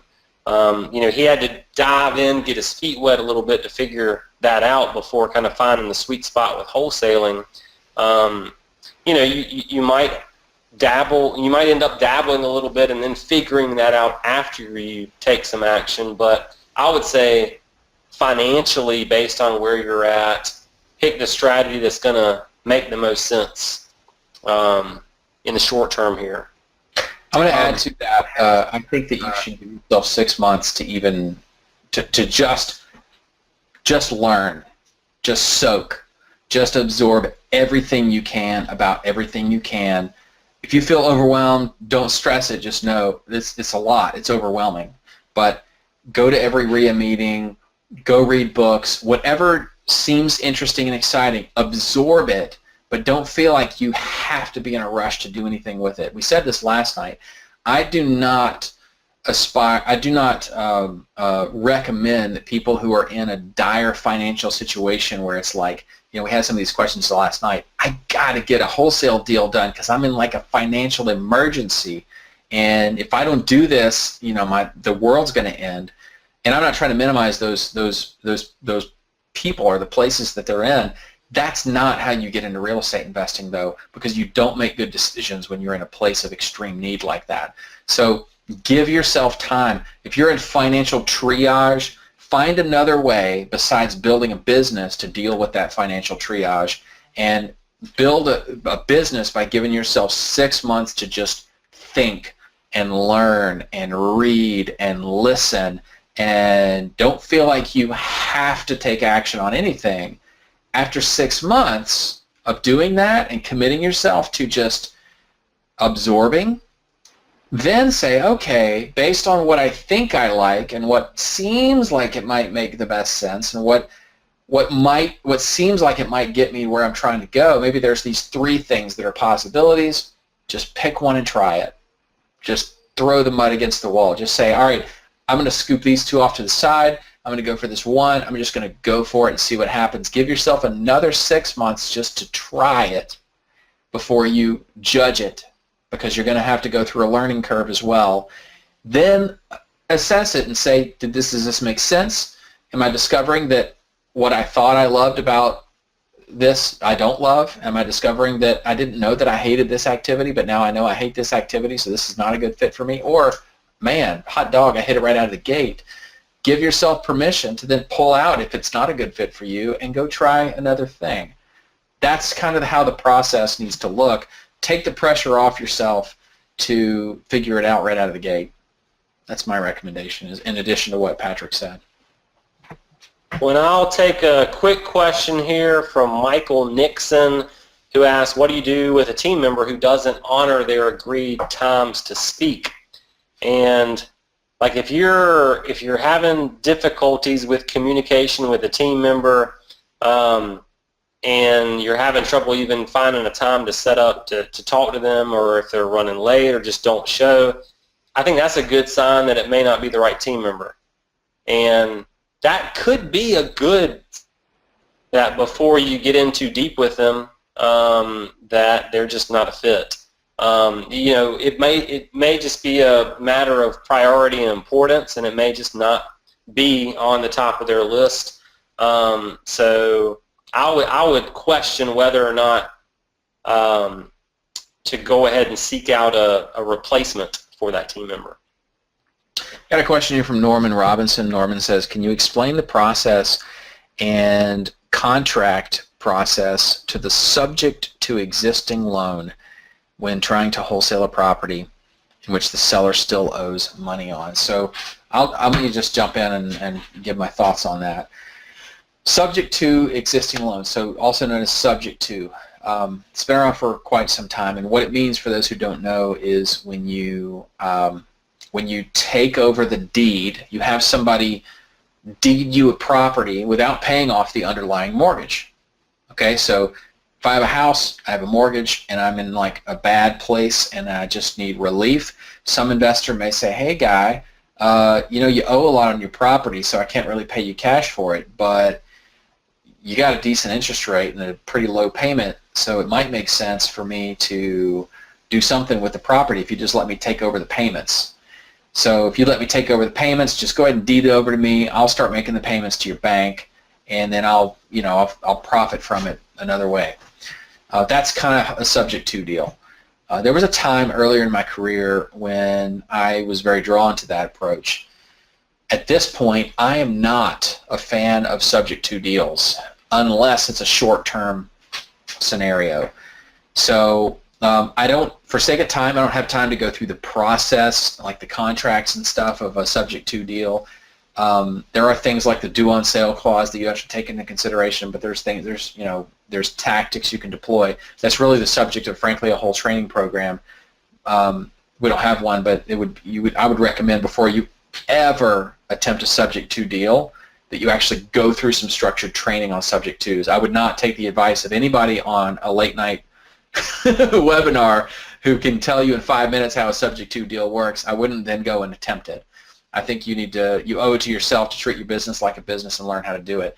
So that said, I'm a fan of subject to transactions only in the short term, meaning like for a month or less. I think the risk is greater than I'm comfortable with for long-term deals. And there's a lot of people who I'm friends with who would really disagree with that. But that's my preference. That's my personal opinion and what I advise people. Patrick, do you have any other perspective on that? With subject tos, I once was more of a fan than I am now. It's just, I mean, it's a lot of responsibility taking over someone else's loan that's in their name, and if things end up going south, you could really negatively affect somebody. Yeah, I mean, there's just cleaner, easier, or cleaner deals, I guess, out there. And there's a lot of different strategies out there. It may be a good strategy for you, but I think, like JP said, getting some in-depth training on that, if that's the route that you want to go, is probably smart. I've got a good question here. Brian Bruning, he says, my biggest fear is networking and going to investor meetings. My fear is that they'll see me as a rookie and will eat me alive. How do you get through that fear when you're started at a young age? JP, you want to start? Yeah, couple of things. One, I'll say that there are people who will eat you alive.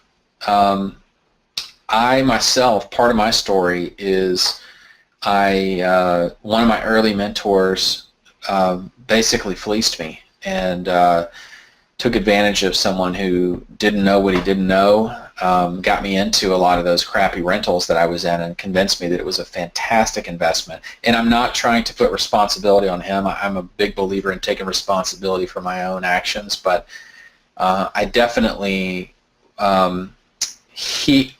knowing what I know now, he did not handle our relationship in a way that was conducive to building someone up for a long-term success. So I think that you're justified in feeling a little bit cautious, but not for the most part. Whoa. A tree limb literally just fell off a tree outside my window. Sorry. Wow.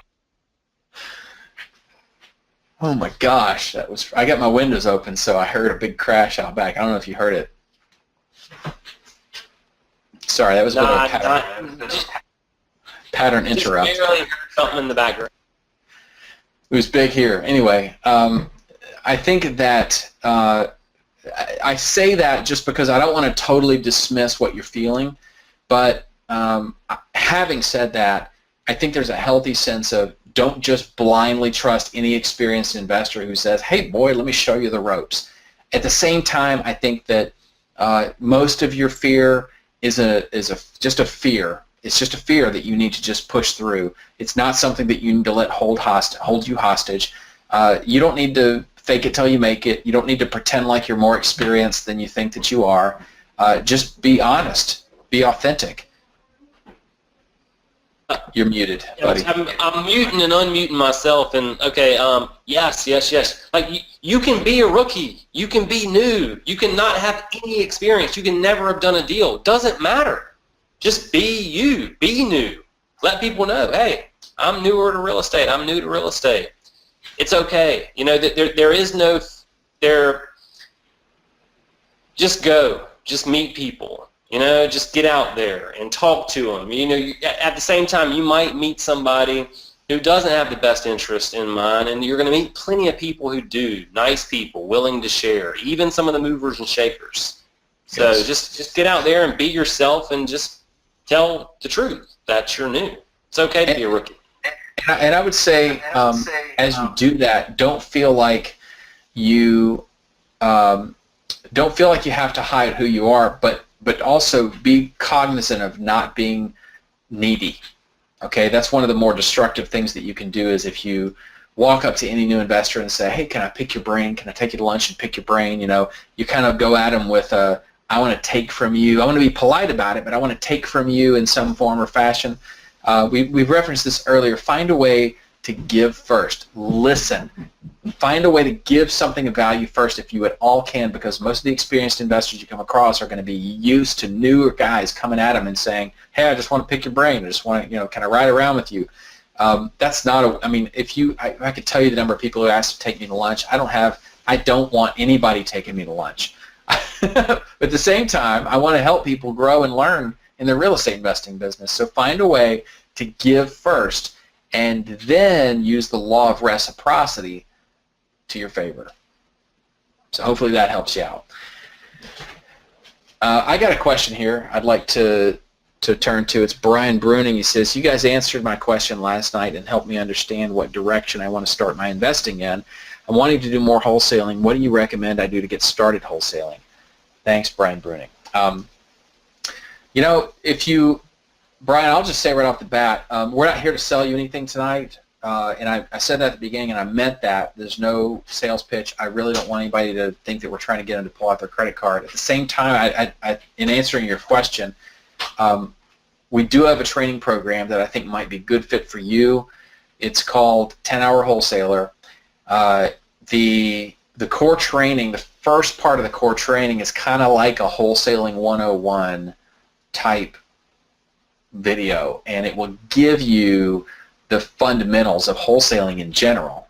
And then the second part is our friend Justin Wilmot's business model of 10-hour wholesaling, which involves joint ventures with other wholesalers and basically a much shorter path to making money in real estate. So if you're interested, if you want to check that out, we do have a video that you can kind of watch and see if you think it's a good fit for you. You can go to awesomerei.com. Just scroll down. Actually, I'll show you where it is. If you go to the home page and you scroll down here, these three little circles right here, I want to start wholesaling, I want more seller leads, I want private money. This little happy house here, if you click on that, you can find out a little bit more about 10-Hour Wholesaler and see if it's a good fit for you. It's very important to us to keep all of our training programs within reach of people, so it's not going to break your bank. If you think it's a good fit for you, after you watch the video, then that's my recommendation to you. Anything to add to that, Patrick? Negative. Nothing to add there. I'll just jump into the next question if that's cool. Okay. Go for it. Go for it. I got one here from EC Investment Group who asked, who said, as an ex-landlord, how do you prepare for income loss from renting?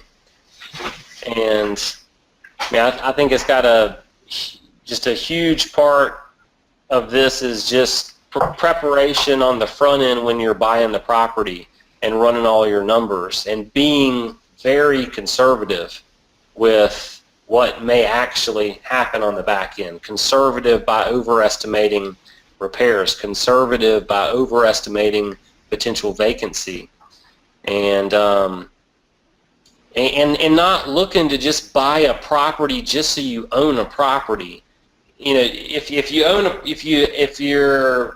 go out there and buy a fully leveraged property that barely by the skin of its teeth maybe can pay for itself, that's a good recipe for losing money. Just make sure that going in you factor in all the cost and you know your exit strategy. If it's a property that you're planning on bringing in-house as an actual rental property that you're going to be the landlord on for a while, make sure that you factor in all the cost and ask someone else to help you run those numbers and figure and factor in all those costs if need be. Daniel Clayman has some analysis software, a free version and a paid version. We talked about it last night just for a sec, but it could be a good start for you just to make sure you're factoring everything in. At the same time, I want to say that you're going to lose money at some point. This is not a venture that you need to mute yourself, Patrick, so we have an echo. This is not a venture that you get into thinking that the right way to do it is to never screw up. A necessary part of the process of success is making mistakes. And when you make mistakes in real estate investing, it can cost you dollars. And you want to minimize that, obviously. You want to be savvy and you want to learn from other people and you want to shorten that learning curve for any type of business you're trying to build. But at the same time, and this goes back to what we said earlier, expect that you're going to face some dips. If you were here with us last night, you know that Patrick and I shared some of those dips that we've been through. If you look at, I dare you to go to your real estate, your local REIA, and find any successful real estate investor in the room who's been at this more than 2 years, let me say more than 3 years, and who has success. And if you look back in their past of during that time, if they are honest with you, they will have been through some losses as well. They will have lost some money on some deals. They will have had some scraped knees, some bruises, some bumps that they've had to endure. That's being an entrepreneur. But the prize is worth it. Okay? So just because you screw up on a deal, you don't want to try and do that, but just because you screw up on a deal doesn't mean that this whole thing was a mistake. Hopefully that makes sense. I want to everything you said is true, Patrick. I just want to kind of season it with the expectation that little dose of reality, I guess. All right, do you want to go with the next question, or you want me to pop one in? You go. Okay, I'm working from the top of the list. You're probably working from the bottom, I'm guessing. So Ralph Newton says, I can hardly believe you're not out to make money from all of us. This is almost too good to be true. I'm a 10-hour wholesaler student. I haven't done anything with it, but instead I went for the bright, shiny object of hiring a $10,000 6-month mentor. Not so impressed at this moment with him. Well, that's unfortunate, Ralph. Let me say this. I am not anti-coaching. I also don't feel like $10,000. We don't offer coaching currently. It may be something we look at down the road. So I just don't want you to think I have an agenda in saying this. I don't think $10,000 is excessive for quality coaching if you get the value that you should get out of a coach or a mentor. At the same time, it sounds like you're not, and that is very unfortunate. I also feel that a lot of newer investors move into coaching way too fast because of fear. In my opinion, coaching, I have a coach. I have a couple of coaches, actually. Coaching is a critical part of the process of success, in my opinion. But you shouldn't go into a coaching relationship with someone because you have a fear of doing anything on your own. You should go into a coaching relationship because you realize I'm at this level, this guy's at this level, I'm all in already, and this guy can help take me to this level. This is worth it. I mean, is it worth $10,000 to pay to invest in someone who is light years ahead of where you are and who can shorten the process of you getting from where you are to where they are? Absolutely, it is. However, if your decision is predicated upon the fact that you're just afraid to do anything on your own, and man, that fear is so paralyzing that you just need someone else's confidence on whose coattail you can ride, then that's a little bit questionable. So I don't know your situation enough, Ralph, to know if that's what you did, but I hope you didn't do it that way. And I just want to say in general, I'm a fan of coaching. I believe in coaching, but I see a lot of people who spend way too much money on coaching before they really even understand like what wholesaling is, for example. Patrick, what's your perspective on that? You're muted still. My perspective is that I have not been listening. I've been answering questions in the box privately. Oh, okay. I'm sorry. Fair enough. Fair enough. Okay, well, let's move on then to another question. Do you have one you want to pop in, or do you want me to pop one? One quick one. Dennis asked, have you heard of Private Money Goldmine, and do you think it's a good resource? Private Money Goldmine is a source of potential private lenders.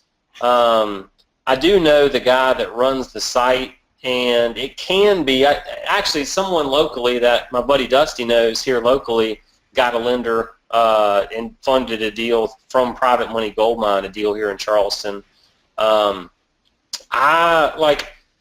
It's basically a data source, and you can pay to have access to a data source monthly. You could also learn, like for instance, one of the things that our course Private Money on Demand teaches, it teaches how to find private lenders through public records. So you can learn how to go in there in any city, get the list yourself manually, and then have a good list to mail instead of paying anything monthly. Like anything, I mean, it could be worth testing if you think it's worthwhile. I don't think it's necessary for sure. There you go. Bam. I got a question here from Mike Miller. He says, any suggestions on bringing sellers into reality and negotiating in today's market? By the way, Mike, you've been very interactive with us tonight. Not to minimize anyone else, but I've seen like a 1,001 questions and comments from you, and internet high five to you, buddy, because I appreciate that.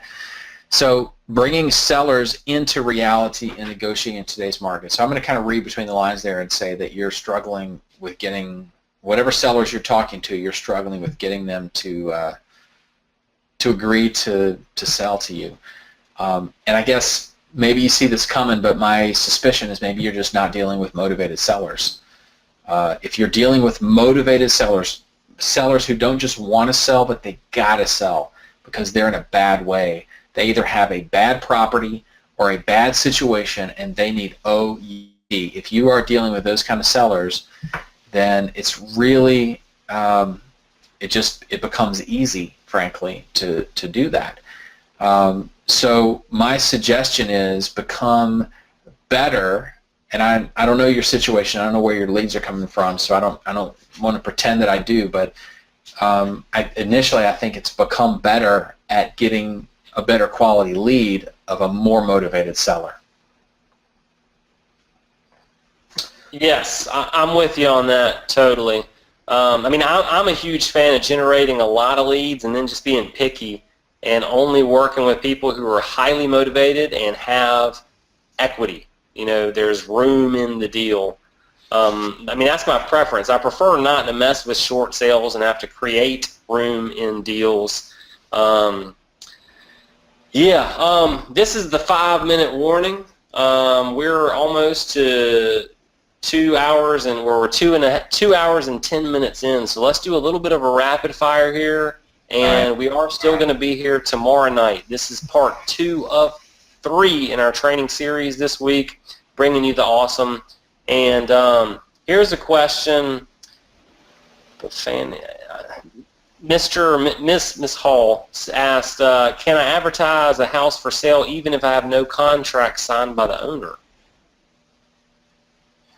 JP? No. Absolutely not. That's an easy one right there.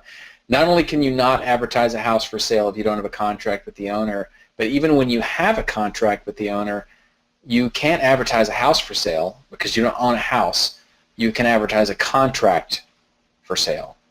And that's an important distinction in today's environment. You're not going to hear that from a lot of people who are teaching wholesaling who haven't kept up with that, but we've learned that kind of in real time in our business. The various state real estate commissions are becoming more and more cognizant of what wholesalers are doing, and there's nothing wrong with what wholesalers are doing. It's legal, but they are the real estate commissions tend to vie for the best interest of realtors and having a realtor protecting the space that they feel like realtors should own.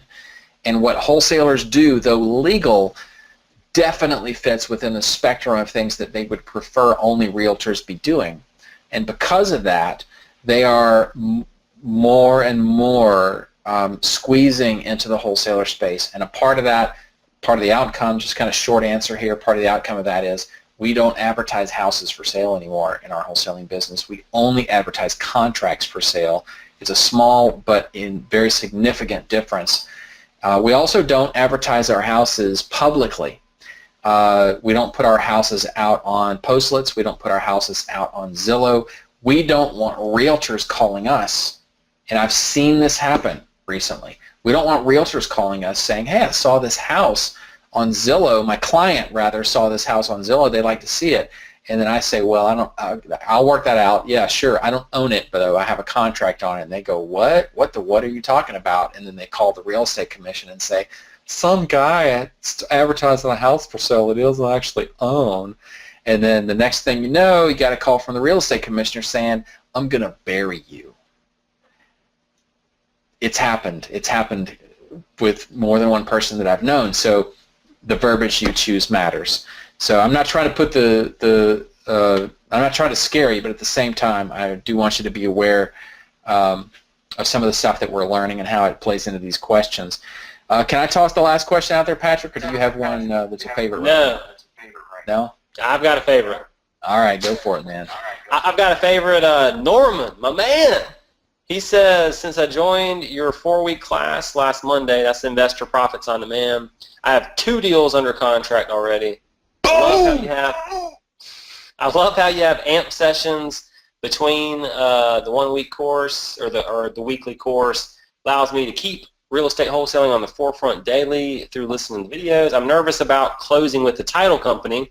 Can you explain the process with me having both contracts in hand from the seller and buyer? So, I'm not sure if you've checked these videos out yet, Norman. We do have one part of that program that goes over filling out the person's sale, another one that fills out going over filling out the assignment contract. If you are, yeah, it looks like you're wholesaling the deals. And in week 4, actually, we go through the transactional steps and details there. I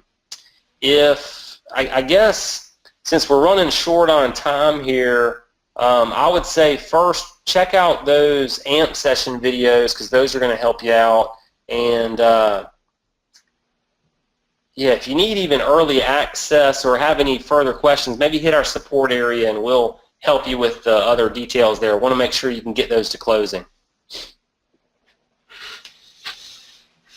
All right, guys. Well, we are at the 10:15 Eastern mark. It's 9:15 here in my time. I see a little comment here from Sharon. Says, thank you, JP and Patrick, for this forum. I found it extremely beneficial and learned several things which were new to me. Thank you, and I look forward to tomorrow's session. And we do too. I want to encourage you guys to make sure and join us tomorrow night. It's the last of our 3 sessions, and I had a hard time sleeping last night when I got in bed with Cara, and I said it's because I'm just like so juiced because I get so excited when I start doing this kind of thing. So I really appreciate you guys investing the time with us tonight and being a part of this with us. I hope it's been valuable to you. I hope that you have been able to take to heart what we've shared and understand that it comes from our hearts. This is not just us trying to sell you something. There's nothing wrong with us selling you something, right? We've told you we have products available on the website, and we're going to be releasing more products in the future, and we're also going to release a lot of stuff for free in the form of knowledge bombs. Everybody's got something for sale. You're trying to sell a house at any given time. We're all capitalists, I think, but we want to give. We want you to be walking further along the path of success because of your interactions with us, and so I appreciate your encouragement. I appreciate you chiming in and letting us know that you're with us. Any final thoughts, buddy? You're muted. Can't hear you. Cannot hear you. Sorry, Maria said you guys are awesome sauce. Yep, I said it. Okay. Good stuff. Yeah, let us know before we hop on, or as we're hopping off here, what'd you like about tonight? What didn't you like? How do we do? What do you want more of? We got tons of we got some questions that we didn't get to tonight. We are going to open it up to Q&A again tomorrow night, and you've got our support too. If you got an urgent question that you want to hit our support with, go ahead and send it that way. We got your back. Yeah. All right. See you guys tomorrow night. JP and Patrick out of here. Eventually.